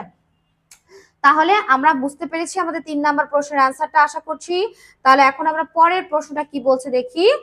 বি এবং সি জীব দুইটির মধ্যে কোনটি উন্নত? যুক্তি সহকারে ব্যাখ্যা করো। জীব বি এবং জীব সি। বিটা হচ্ছে আর্টোকার্পাস হেটারোফিলাস। আগে জানতে হবে যে এটা আসলে কি। এটা হচ্ছে আমাদের জাতীয় ফল কাঁঠাল। এবং সিটা হচ্ছে পেনিসিলিয়াম নটেটাম। এটা হচ্ছে এক ধরনের ছত্রাক। তাহলে কোনটি উন্নত? তার মানে এখানে অবশ্যই রাজ্য চলে আসছে। তাহলে দেখো জীব বি এটা হচ্ছে প্ল্যান্টি রাজ্যের, আর জীব সি ছত্রাক এটা হচ্ছে ফানজাই রাজ্যের। তাহলে আমাদের কি করতে হবে? এই দুটা রাজ্যের বৈশিষ্ট্য উল্লেখ করতে হবে। উল্লেখ করার পরে আমরা বলবো যে আসলে কোনটা কি গুরুত্বপূর্ণ বেশি বা কোনটা অধিক উন্নত। তাহলে আসো দেখি আমরা একটু খেয়াল করি। আমরা দেখি এখানে কিভাবে সাজিয়েছি। তাহলে বি এবং সি জীব দুইটি হলো, বিটা হচ্ছে আর্টোকার্পাস হেটারোফিলাস, এটা হচ্ছে কাঁঠাল, আর তোমার সিটা হচ্ছে পেনিসিলিয়াম নটেটাম, এই যে এটা হচ্ছে একটা ছত্রাক। আমরা কিন্তু জানি যে ফানজাই চাইতে ছত্রাক রাজ্যটা কি বেশি উন্নত, কিন্তু এটার একটা যুক্তি সহকারে কি করতে হবে? ব্যাখ্যা দিতে হবে।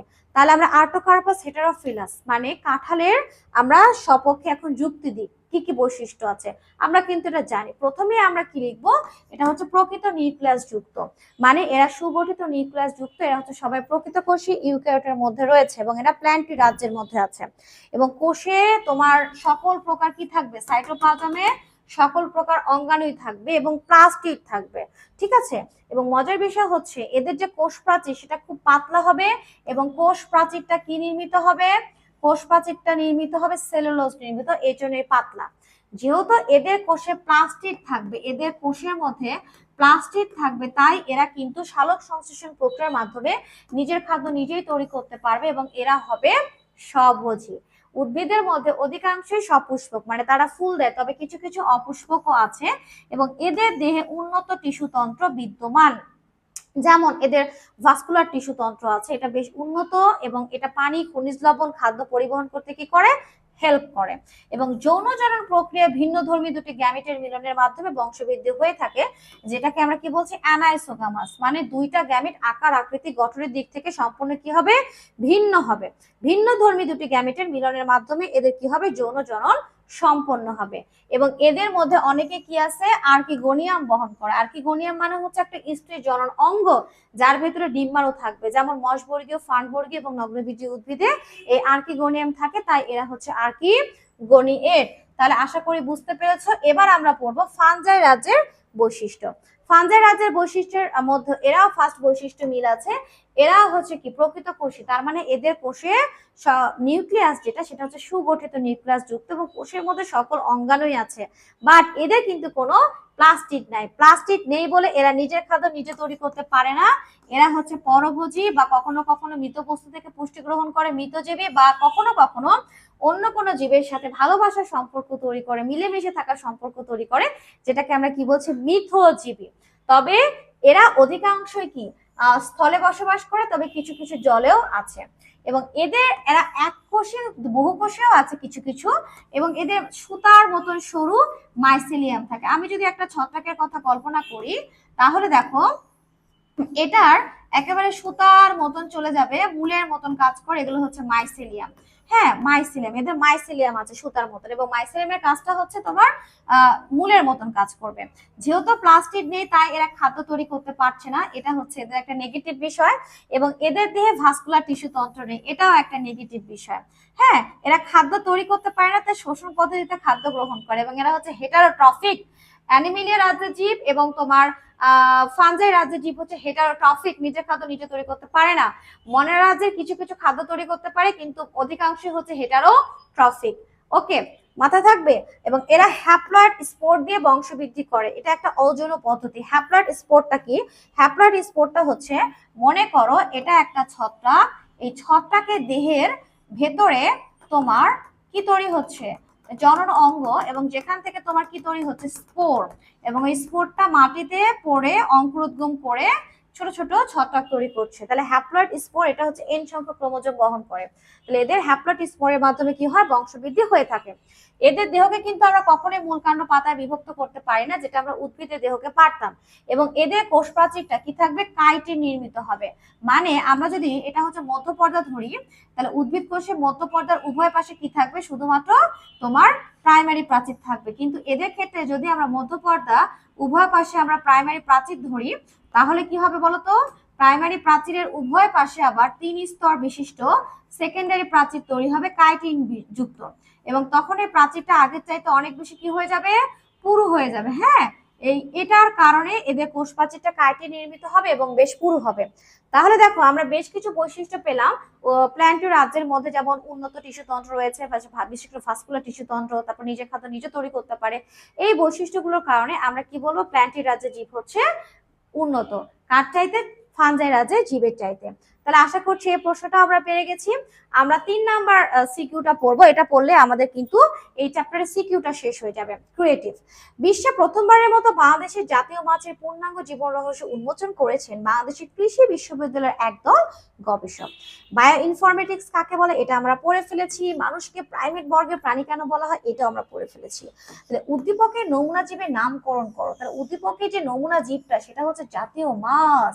জাতীয় মাছটা হচ্ছে কি, তেনুয়ালোসা ইলিশা। এটা নামকরণ করতে হবে। তাহলে দেখো আমরা প্রথম দুইটা প্রশ্নের উত্তর জানি। 3 নাম্বার প্রশ্নের উত্তরটা হচ্ছে ইলিশ মাছ, এটা নামকরণ আমরা করব। প্রথমে নামকরণের ক্ষেত্রে আমরা কি লিখবো, দুইটি পদ নিয়ে গঠিত নামকে বলা হয় দ্বিপদ নামকরণ, এবং এখানে দ্বিপদ নামকরণের নিয়মাবলীর কথা বলা হয়েছে, এবং এটা করা হয়েছে ICZN কর্তৃক, যেহেতু এটা একটা প্রাণী। এক্ষেত্রে ইলিশের নামকরণে অবশ্যই ল্যাটিন শব্দ ব্যবহার করতে হবে, এবং নামের দুইটা অংশ থাকতে হবে, একটা হবে জেনাস এবং একটা হবে স্পিসিস, দুইটা। এবং জেনাস এবং স্পিসিস দুইটা পাশাপাশি লেখার পর জেনাসের প্রথম অক্ষরটা বড়, বাকি সবগুলো ছোট, এবং স্পিসিসের সবগুলো আমরা ছোট লিখবো।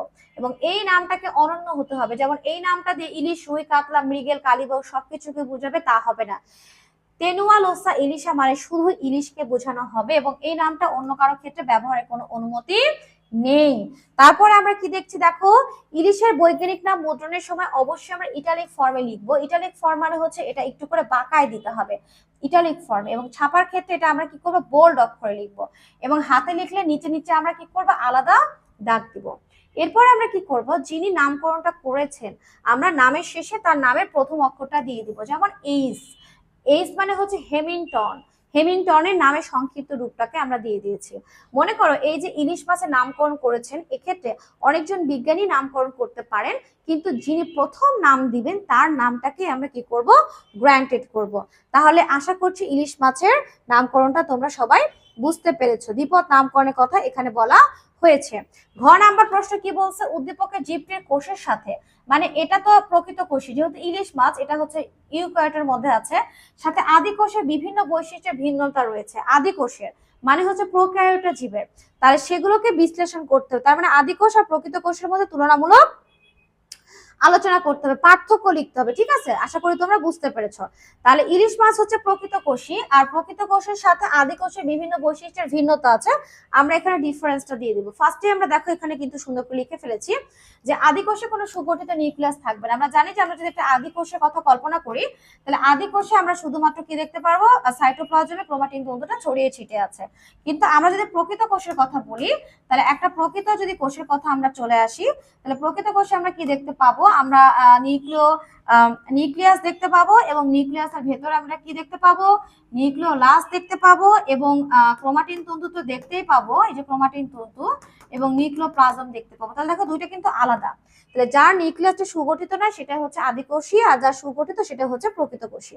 এবং মজার বিষয় হচ্ছে এখানে তুমি শুধুমাত্র সাইটোপ্লাজমে কি ছড়িয়ে ছিটিয়ে থাকতে দেখতে পাবা, রাইবোজোম। কিন্তু এখানে তুমি রাইবোজোম সহ শুরু করে তুমি এখানে মাইটোকন্ড্রিয়া, তুমি এখানে মনে করো প্লাস্টিড, তুমি মনে করো এখানে গলগি বডি, তুমি মনে করো এন্ডোপ্লাজমিক রেটিকুলাম, রাইবোজোম, লাইসোজোম, সবকিছু তুমি এখানে দেখতে পাবা, অল এভরিথিং সবকিছু দেখতে পাবা।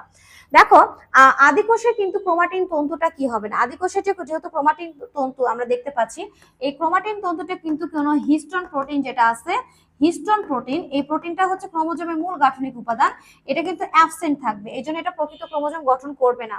আর এদের ক্ষেত্রে যে ক্রোমোজোমটা আমরা দেখতে পাবো, ক্রোমাটিন তন্তুটা যে ক্রোমোজোম গঠন করবে, এই ক্রোমোজোমে যে ক্রোমোজোমের মূল উপাদান সেটার নাম হচ্ছে হিস্টোন প্রোটিন। তোমরা ইন্টারে গেলে খুব সুন্দর বুঝতে পারবা, এই যে হিস্টোন প্রোটিন, এই হিস্টোন প্রোটিন থাকবে, এবং এখানে ডিএনএ থাকবে, এবং খুবই সামান্য আরএনএ থাকবে।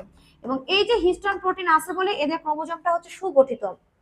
হ্যাঁ, এবং এই হিস্টোন প্রোটিন নেই বলে এদের ক্রোমোজোমটা সুগঠিত বা প্রকৃত নয়। এবং ক্রোমোজোম প্রকৃত নয় বলে এদের বিভাজন কিন্তু মিওসিস মাইটোসিসে হয় না, শুধু সরল প্রকৃতিতে হয়, সেটা হচ্ছে দ্বিবিভাজন বা অ্যামাইটোসিস। এবং এদের বিভাজনটা হয় জটিল প্রকৃতির মাইটোসিস, এবং কিসের মাধ্যমে হয়, মিওসিসের মাধ্যমে। এখানে সুন্দর করে বলা হয়েছে। মনেরা যে রাজ্যটা আছে, মনের রাজ্যে সকল যে জীব আছে, ব্যাকটেরিয়া, সায়ানোব্যাকটেরিয়া, এদেরকে আমরা কোথায় রেখেছি, আদিকোষের মধ্যে রেখেছি।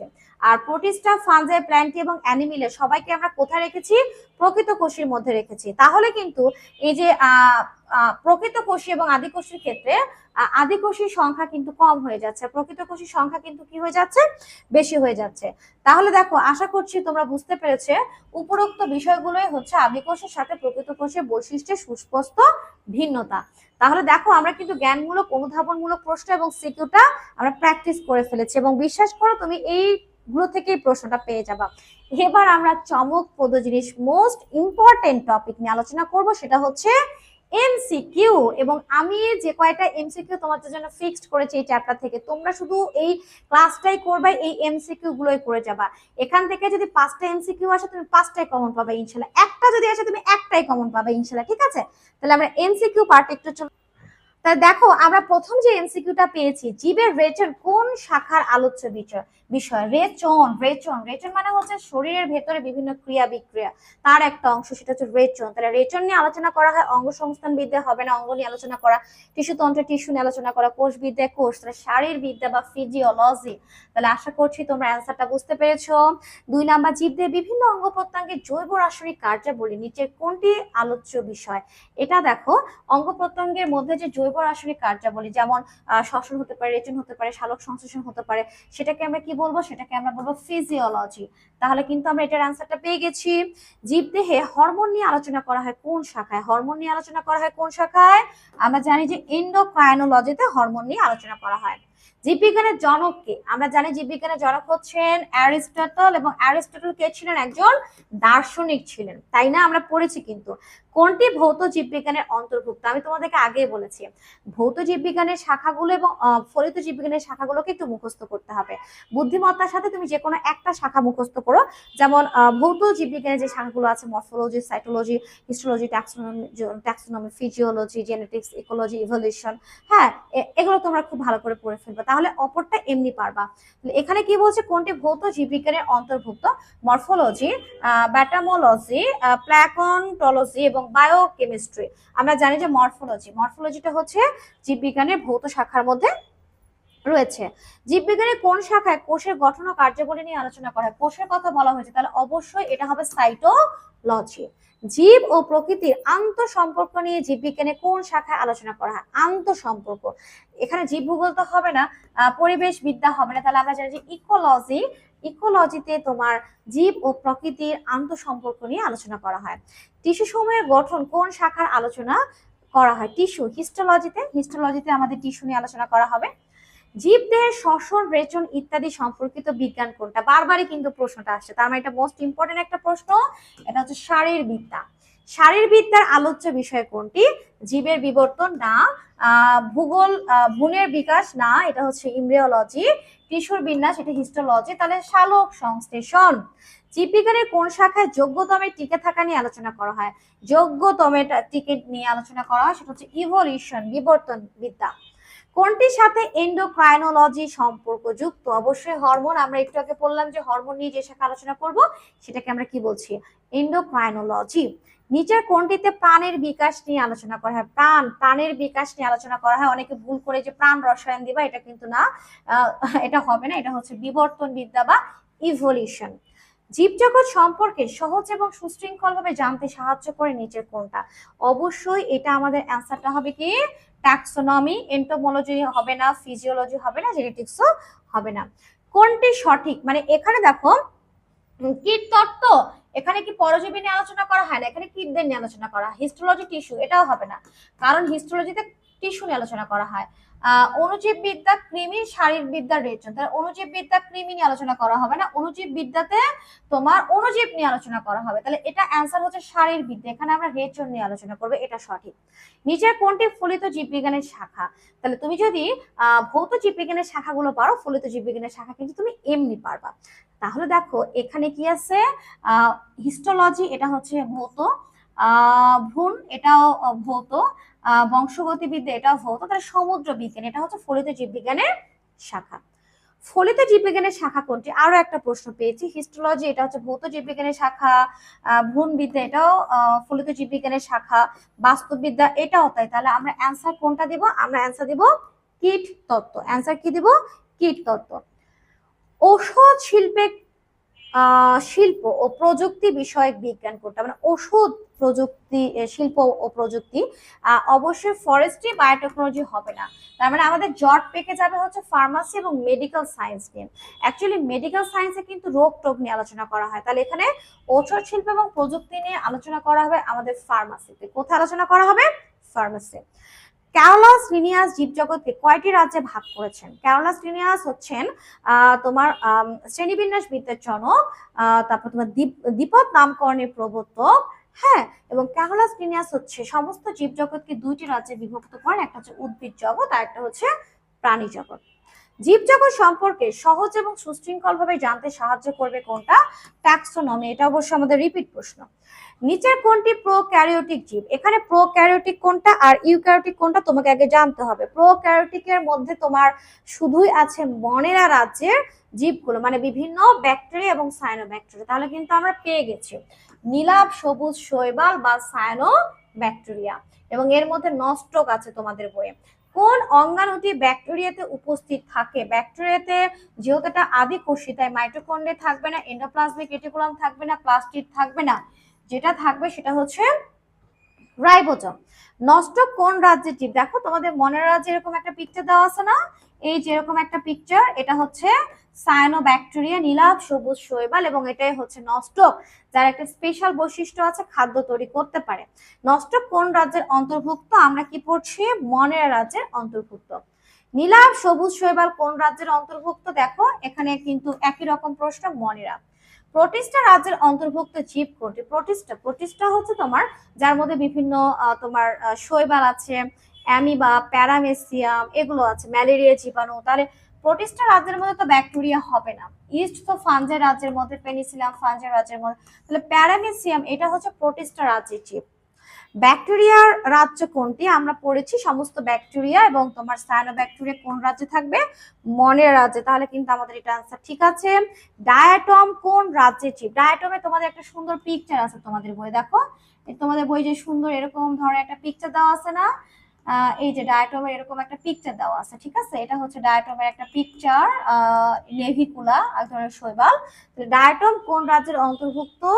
ডায়াটম হচ্ছে প্রোটিস্টা রাজ্যের অন্তর্ভুক্ত। এটা কিন্তু এককোষী, ব্যাকটেরিয়াও এককোষী, ডায়াটমও এককোষী, বাট একটা হচ্ছে আদিকোষ আর একটা হচ্ছে প্রকৃত কোষ, ঠিক আছে। প্যারামেসিয়াম কোন রাজ্যের অন্তর্ভুক্ত? প্যারামেসিয়াম আমরা জানি যেটা হচ্ছে প্রোটিস্টা রাজ্যের অন্তর্ভুক্ত। প্রোটিস্টা রাজ্যের জীবের ক্ষেত্রে প্রজননের পদ্ধতি হলো, প্রোটিস্টা মানে যে রাজ্যে তোমার শৈবাল আছে, যে রাজ্যে অ্যামিবা আছে। তাহলে প্রোটিস্টা রাজ্যের বৈশিষ্ট্যের মধ্যে আমরা কনজুগেশনটা পড়েছি, আর মাইটোসিসের মাধ্যমে যৌন জনন করে, মিওসিস এখানে হয় না। তাহলে অ্যান্সার হচ্ছে 1 আর 2। তাহলে আমরা অ্যান্সার কি পেয়েছি? ক। কে জীবজগৎকে 5টি রাজ্যে ভাগ করার প্রস্তাব করে? 5টি রাজ্য মানে হচ্ছে 5 কিংডম পদ্ধতি। H Whitaker. আমরা পেয়ে গেছি কোনটি মনের রাজ্যের অন্তর্ভুক্ত? বিভিন্ন ধরনের ব্যাকটেরিয়া। তাহলে আমাদের অলরেডি 34টা প্রশ্ন শেষ হয়ে গেছে, আমাদের কিন্তু আর কয়েকটুকু সময় লাগবে, তারপরে আমরা এই চ্যাপ্টারটা শেষ করবো ইনশাআল্লাহ।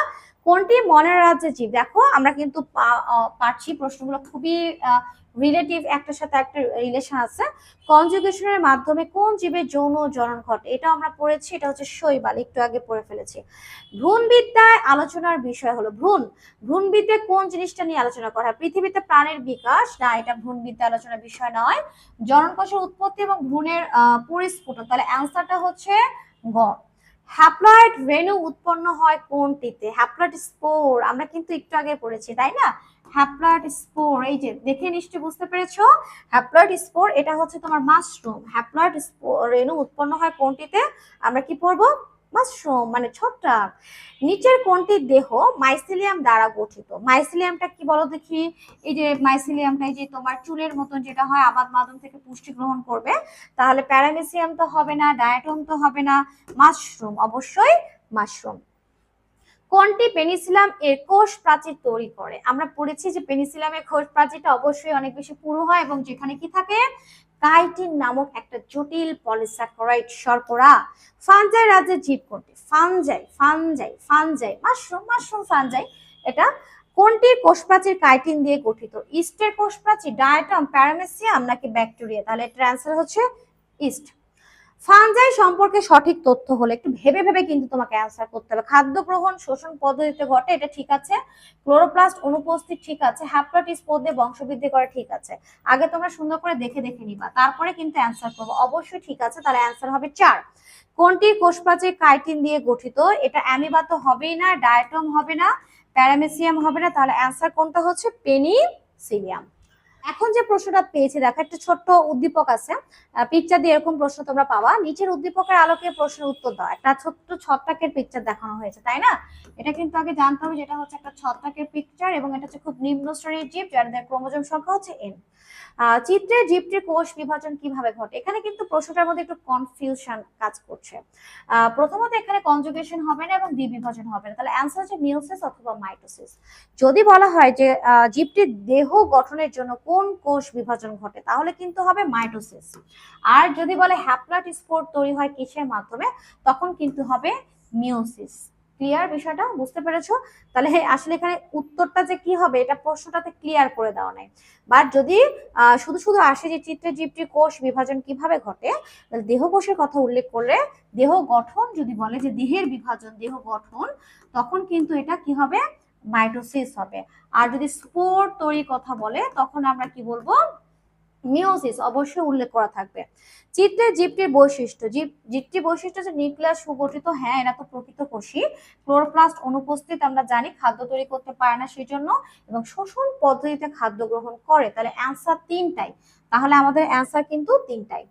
নিচের উদ্দীপকের আলোকে প্রশ্নের উত্তর দাও। আমরা দেখে বুঝতে পারছি যে এটা হচ্ছে একটা নস্টক, এটা হচ্ছে একটা নস্টক এবং এটা সায়ানোব্যাকটেরিয়া মনের রাজ্যের জীব। চিত্রের জীবটির নাম কি? পেনিসিলিয়াম হবে না, এপিস হবে না, স্পাইরোগাইরা হবে না, তাহলে অ্যান্সারটা হচ্ছে নস্টক। চিত্রের জীবটির কোষে অনুপস্থিত, কোনটি অনুপস্থিত? মাইটোকন্ড্রিয়া অনুপস্থিত, আমরা জানি। রাইবোজোম আছে, রাইবোজোম আছে, রাইবোজোম আছে, এন্ডোপ্লাজমিক রেটিকুলাম অনুপস্থিত। তাহলে আমাদের অ্যান্সার হচ্ছে 1 এবং 3, অ্যান্সার হচ্ছে 1 এবং 3।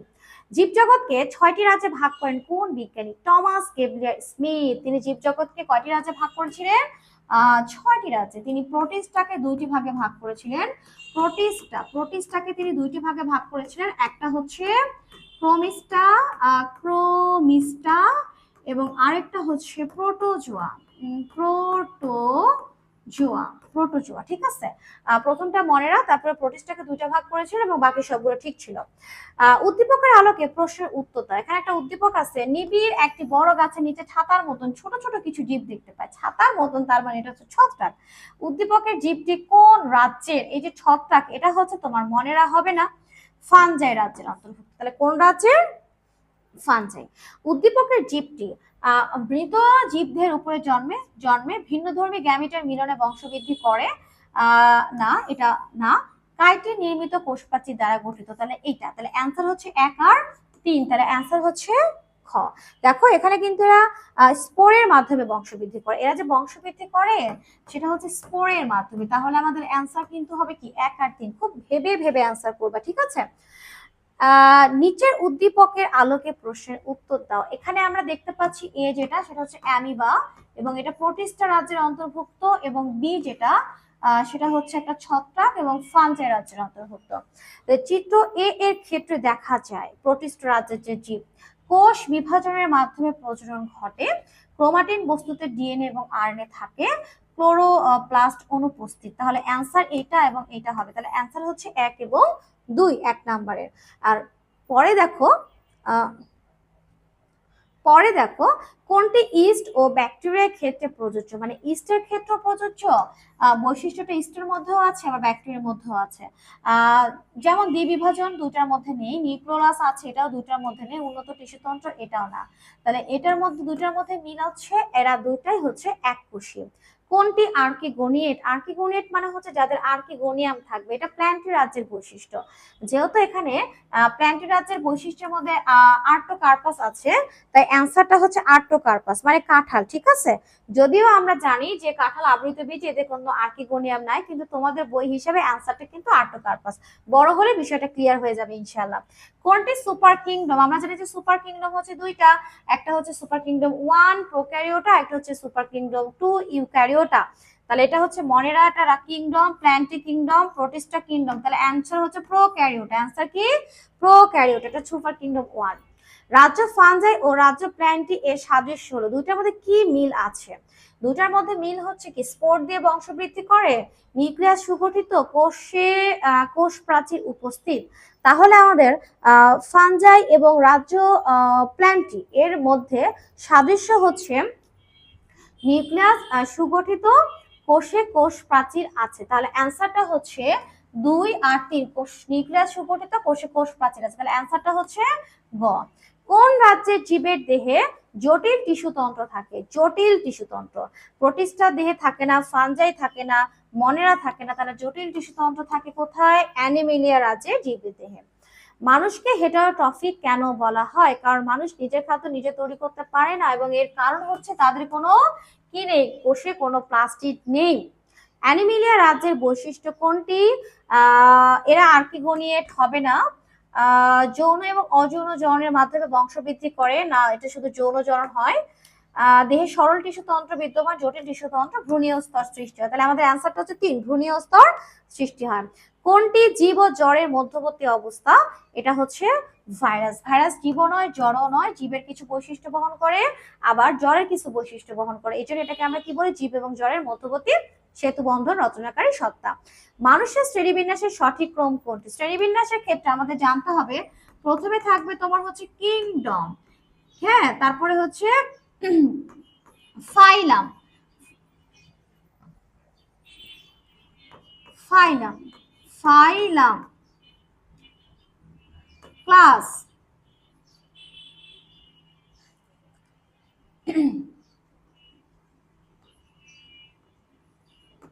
অর্ডার, ফ্যামিলি, গণ, প্রজাতি। তাহলে রাজ্য, পর্ব, শ্রেণী, বর্গ, গোত্র, গণ এবং প্রজাতি, সিরিয়ালে যাইতে হবে। তাহলে দেখো এটা কিন্তু হবে না প্রথমে, কারণ প্রথমে কি আছে? ক্লাস আছে, ক্লাস হবে না। তারপর দেখো এটা হোমো আছে, তারপর আবার প্রাইমেট আছে, হোমো, এটাও হবে না। ম্যামালিয়া, এটা হচ্ছে ক্লাস, প্রাইমেট, অর্ডার, বর্গ, এবং এটা হচ্ছে গোত্র। তার মানে অ্যান্সারটা আমরা পেয়ে গেছি, অ্যান্সারটা হচ্ছে 3, সিরিয়ালে মেনটেন করতে হবে। কোন প্রাণী বুদ্ধিবৃত্তিক ভাবে উন্নত? এটা হচ্ছে গরিলা, শিম্পাঞ্জি, মানুষ, বানর। সবার মতে মানুষ। কোনটি ম্যামালিয়া শ্রেণীর অন্তর্গত? উট না, উট কিন্তু না, উট পাখি আছে, তাহলে হবে না। কবুতর হবে না। বিড়াল ম্যামালিয়া শ্রেণীর অন্তর্ভুক্ত, বিড়াল। তাহলে অ্যান্সার পেয়ে গেছি। নিচের কোনটি আমাদের জাতীয় পাখির বৈজ্ঞানিক নাম? জাতীয় পাখির বৈজ্ঞানিক নাম হচ্ছে কপসিকাস সৌলারিস। এখন আমার একটা প্রশ্ন, পেঁয়াজের বৈজ্ঞানিক নাম কি? এই প্রশ্নটাতে তোমাদের একটু প্রবলেম হবে, কারণ যারা তোমরা বানান ঠিক মতো না পড়বা সাইন্টিফিক নেমে, তারা এই প্রশ্নের উত্তর দিতে পারবে না, কারণ সবগুলোতে বানানটা একই রকম মনে হচ্ছে। তো সবগুলোই তো অলিয়ান সেপা, তাহলে তুমি জানো অলিয়ান সেপা, বানান পড়নি, তাহলে কিন্তু পারবা না। দেখো দুইটা এল এবং একটা আই থাকতে হবে, তবে সেটা হচ্ছে পেঁয়াজের বৈজ্ঞানিক নাম অলিয়ান সেপা। গোল আলুর বৈজ্ঞানিক নাম, এটা খুবই সুন্দর, সোলানাম টিউবারোসাম। টিউবের মতন হয়তো গোল আলু, তাই টিউবারোসাম, সোলানাম টিউবারোসাম। ঠিক আছে, সোলার মধ্যে কিন্তু আমরা আলু দিয়ে খাই, মনে রাখবা। পেঁয়াজের বৈজ্ঞানিক নামের গণ কোনটা? গণ, জেনাস, জেনাস কোনটা? জেনাসটা হচ্ছে অলিয়াম। এপিস ইন্ডিকা নিচের কোনটি বৈজ্ঞানিক নাম? এপিস ইন্ডিকা হচ্ছে মৌমাছির বৈজ্ঞানিক নাম। কুনো ব্যাঙের বৈজ্ঞানিক নাম কোনটি? বুফো মেলানোস্টিকটাস, এটা হচ্ছে কুনো ব্যাঙের বৈজ্ঞানিক নাম। জাতীয় পশুর বৈজ্ঞানিক নাম কি? অবশ্যই টাইগার, তাই প্যান্থেরা টাইগ্রিস। কর্কোরাস ক্যাপসুলারিস কোনটির বৈজ্ঞানিক নাম? আমরা জানি পাট। হিবিস্কাস রোজা সাইনেন্সিস কোন উদ্ভিদের বৈজ্ঞানিক নাম? এটা আমরা জানি জবা। তাহলে মুখস্থ থাকলে এটা অ্যান্সার দিতে সেকেন্ডও লাগবে না। নিম্নের কোন গ্রন্থে লিনিয়াস দ্বিপদ নামকরণ নীতি প্রবর্তন করেন? আমরা এটা পড়িনি, আমরা এটাও পড়িনি, তাহলে খটকা লাগবে। স্পিসিস প্ল্যান্টেরা, আমরা কি সিস্টেম আর নেচার? অবশ্যই এটার অ্যান্সার হচ্ছে স্পিসিস প্ল্যান্টেরাম। নিমফিয়া নাওচালি কোনটির বৈজ্ঞানিক নাম? আমাদের জাতীয় ফুল শাপলার। আরশোলার বৈজ্ঞানিক নাম কোনটা? Periplaneta americana. যদি এখানে প্রশ্ন আসে যে তোমার ম্যালেরিয়া জীবাণু নাম কি, ম্যালেরিয়া জীবাণু নাম কি, তাহলে প্লাজমোডিয়াম ভাইভাক্স। যদি প্রশ্ন আসে কলেরা জীবাণু নাম কি, তাহলে ভাইব্রিও কলেরি। ঠিক আছে। বাঙালি বিজ্ঞানী সাজিদ আলী হাওলাদার কর্তৃক আবিষ্কৃত ব্যাঙের গণের নাম কি? জাকে রানা। তার স্যারের সাথে মিল রেখে নাম দিয়েছিলেন জাকে রানা। এবং যদি বলা হয় স্পিসিস কি? ঢাকা, ঢাকা। সিস্টেম আর নেচার গ্রন্থটির রচয়িতা কে? অবশ্যই ক্যারোলাস লিনিয়াস। কোন বৈজ্ঞানিক নামটি সঠিকভাবে লেখা হয়নি? আর্টোকার্পাস হেটারোফিলাস, নিমফিয়া নাউচালি, কপসিকাস সাউলারিস, হোমো স্যাপিয়েন্স সবই তো ঠিক মনে হচ্ছে, তাহলে এখানে কনফিউশন পড়ে গেলাম। দেখি এবার বানানগুলো, আর্টোকার্পাস, হেটারোফিলাস, এটা তো ঠিক আছে, সবই ঠিক আছে। নিমফিয়া নাউচালি, এটারও নিয়ম ঠিক আছে। কপসিকাস সাউলারিস ঠিক আছে, কিন্তু এখানে যে ভুল হয়ে গেছে, তার মানে অ্যান্সারটা আমরা পেয়ে গেছি, কারণ এখানে বড় অক্ষর ইউজ করেছে, এটা করা যাবে না, প্রথম অক্ষর ছাড়া বাকি সব ছোট হবে। উদ্ভিদের ক্ষেত্রে দ্বিপদ নামকরণ পদ্ধতি কোনটি? উদ্ভিদের ক্ষেত্রে দ্বিপদ নামকরণ পদ্ধতি এগুলো তো হবেই না, তাহলে এটা প্রাণীর ক্ষেত্রে যদি প্রশ্ন আসে এইটা, আর উদ্ভিদের ক্ষেত্রে প্রশ্ন আসলে ICBN। প্রোক্যারিওটা জীব কোনটি? প্রোক্যারিওটা। মাশরুম তো ইউক্যারিওটার মধ্যে আছে, ডায়াটোমোতাই, নিটামোতাই, তাহলে প্রোক্যারিওটার মধ্যে আছে নীলাভ, সবুজ, শৈবাল। নিচের কোন জীবটির সাইটোপ্লাজমীয় বস্তু সাইটোপ্লাজমে ছড়ানো থাকে? যাদের সুগঠিত নিউক্লিয়াস নাই তাদের, তাহলে পেনিসিলাম হবে না আনসার, অ্যামিবা হবে না, প্যারামিয়াসিয়াম হবে না, তাহলে অ্যান্সার হবে ব্যাকটেরিয়া অথবা নীলাভ, সবুজ, শৈবাল। আমরা কিন্তু শেষের দিকে চলে আসছি, আমাদের আর 10টা প্রশ্ন সলভ করলে হয়ে যাবে। পিকচারটা একটা অ্যামিবার। চিত্র এ এর জীবটি কোন রাজ্যের অন্তর্ভুক্ত? অ্যামিবা কোন রাজ্যের অন্তর্ভুক্ত? মনেরা, প্রোটিস্টা, অ্যানিমিলিয়া নাকি ফাঞ্জে? অবশ্য প্রোটিস্টা রাজ্যের অন্তর্ভুক্ত। কোনটি প্রোটিস্টা রাজ্যের জীব? ব্যাকটেরিয়া প্রোটিস্টা রাজ্যের জীব না, অ্যান্সারটা হচ্ছে প্যারামেসিয়াম, আমরা পড়েছি। নিচের কোনটিতে শালক সংশ্লেষণ হয়? অ্যামিবা তো শালক সংশ্লেষণ করতে পারে না, ইস্টও পারে না, তাহলে হাইড্রা পারে নাকি ডায়াটম পারে? না, হাইড্রা তো একটা প্রাণী, তাহলে ডায়াটম। বিজ্ঞানী মার্গুলিস আম গাছকে কোন রাজ্যের অন্তর্ভুক্ত করেছেন? প্রোটিস্টা তো হবে না, আম গাছ হচ্ছে প্ল্যান্টি রাজ্যের মধ্যে আছেন। দ্বিপদ নামকরণের সর্বশেষ ধাপ কোনটা এবং মৌলিক ধাপ কোনটা? সর্বশেষ এবং মৌলিক ধাপটা হচ্ছে প্রজাতি। কার্লাস লিনিয়াস কোন দেশের বিজ্ঞানী? তিনি হচ্ছেন সুইডেনের বিজ্ঞানী কার্লাস লিনিয়াস। কোনটি ম্যামালিয়া শ্রেণীর অন্তর্ভুক্ত? উটপাখি, বিড়াল, কবুতর, কুমির? অবশ্যই বিড়াল, অ্যান্সার পেয়েছি। এখন যে প্রশ্নটা পেয়েছি সেটা হচ্ছে অ্যামিবাতে। অ্যামিবাতে কি বহুকোষ আছে? সুগঠিত নিউক্লিয়াস আছে? ভ্রূণ গঠিত হয় না, এটা অ্যান্সার, মানে না, এখানে না ছুটে গেছে। বহুকোষ আছে না, এটা হচ্ছে এককোষী, সুগঠিত নিউক্লিয়াস বিদ্যমান এবং ভ্রূণ গঠিত হয় না, তাহলে অ্যান্সার হচ্ছে এটা 2 আর 3, তাহলে আমরা এটার অ্যান্সার পেয়ে গেছি। আমরা শেষ করব। শ্রেণীবিন্যাসের সর্বোচ্চ একক কোনটি? সর্বোচ্চ একক কোনটি? পর্ব, শ্রেণী, গোত্র এবং রাজ্য। তাহলে এখানে সবচেয়ে বড় যে অংশটা আছে সেটা হচ্ছে রাজ্য, এখানে রাজ্যটাকে বলা হচ্ছে সর্বোচ্চ একক। শ্রেণীবিন্যাসের ধাপের মধ্যে রাজ্যের উপসেট কোনটা? উপরের গুলো যদি সেট হয় তাহলে নিচের গুলো হচ্ছে উপসেট, তাহলে রাজ্য উপরে আছে, তাহলে রাজ্যের তোমার হচ্ছে উপসেট হচ্ছে কি পর্ব। রাজ্যের উপসেট হচ্ছে কি পর্ব, যেটা উপরে থাকে সেটা হচ্ছে সেট। উপরের গুলো হচ্ছে এক একটা সেট আর নিচের গুলো হচ্ছে এক একটা উপসেট। তাহলে যদি আমরা নিচের দিকে আসি তাহলে সেটা উপসেট, আর উপরের দিকে গেলে সেট। তাহলে রাজ্য যদি আমি বলি, তাহলে রাজ্য হচ্ছে সেট হলে তার নিচে আসছে পর্ব, তাহলে পর্ব হচ্ছে উপসেট। তাহলে আমাদের কিন্তু ক্লাস কমপ্লিট। তোমাদের কি অনেক অনেক ধন্যবাদ, ঠিক আছে? অনেক অনেক ধন্যবাদ ক্লাসটা করার জন্য, এবং আমার বিশ্বাস তোমরা যদি এই ক্লাসটা মনোযোগ সহকারে করো তাহলে দেখো তোমাদের এখন আর এই চ্যাপ্টারটা কোনো প্রবলেমই হবে না। আমার বিশ্বাস এই চ্যাপ্টার থেকে যে প্রশ্ন আসুক না কেন তোমরা অ্যান্সার করতে পারবে ইনশাআল্লাহ। আমাদের নেক্সটে কোন চ্যাপ্টার নিয়ে আলোচনা হবে? আমাদের 2 নাম্বার চ্যাপ্টার নিয়ে। আমরা 7টা ওয়ান শট ক্লাস নেবো ইনশাআল্লাহ, এবং 7 দিনে আমরা বায়োলজিটাকে কমপ্লিট করে ফেলবো, এবং 100তে 100 হচ্ছে আমাদের টার্গেট। তাহলে আজকে এই পর্যন্ত। যে কোনো পরামর্শ থাকলে তোমরা অবশ্যই আমাকে একটু মেসেজ দিবা। আর হ্যাঁ, এই পিডিএফটা কিন্তু তোমাদেরকে দিয়ে দেওয়া হবে, এই সুন্দর পিডিএফটা একদম নোট আকারে তোমাদেরকে দিয়ে দেওয়া হবে, যেন তুমি ক্লাসটা করো আর পিডিএফটা পেলে তোমাদের জন্য আর কিচ্ছু না করতে হয়, মানে তুমি 100তে 100 ইনশাল্লাহ পেয়ে যাবে, আল্লাহ ভরসা, সব আল্লাহর ইচ্ছা, ঠিক আছে? তো প্র্যাকটিক্যালি যদি 25 নাম্বার দেয় তুমি 100তে 100 পাবে ইনশাল্লাহ। হ্যাঁ, তাহলে আজকে এই পর্যন্তই, ভালো থেকো, আল্লাহ হাফেজ।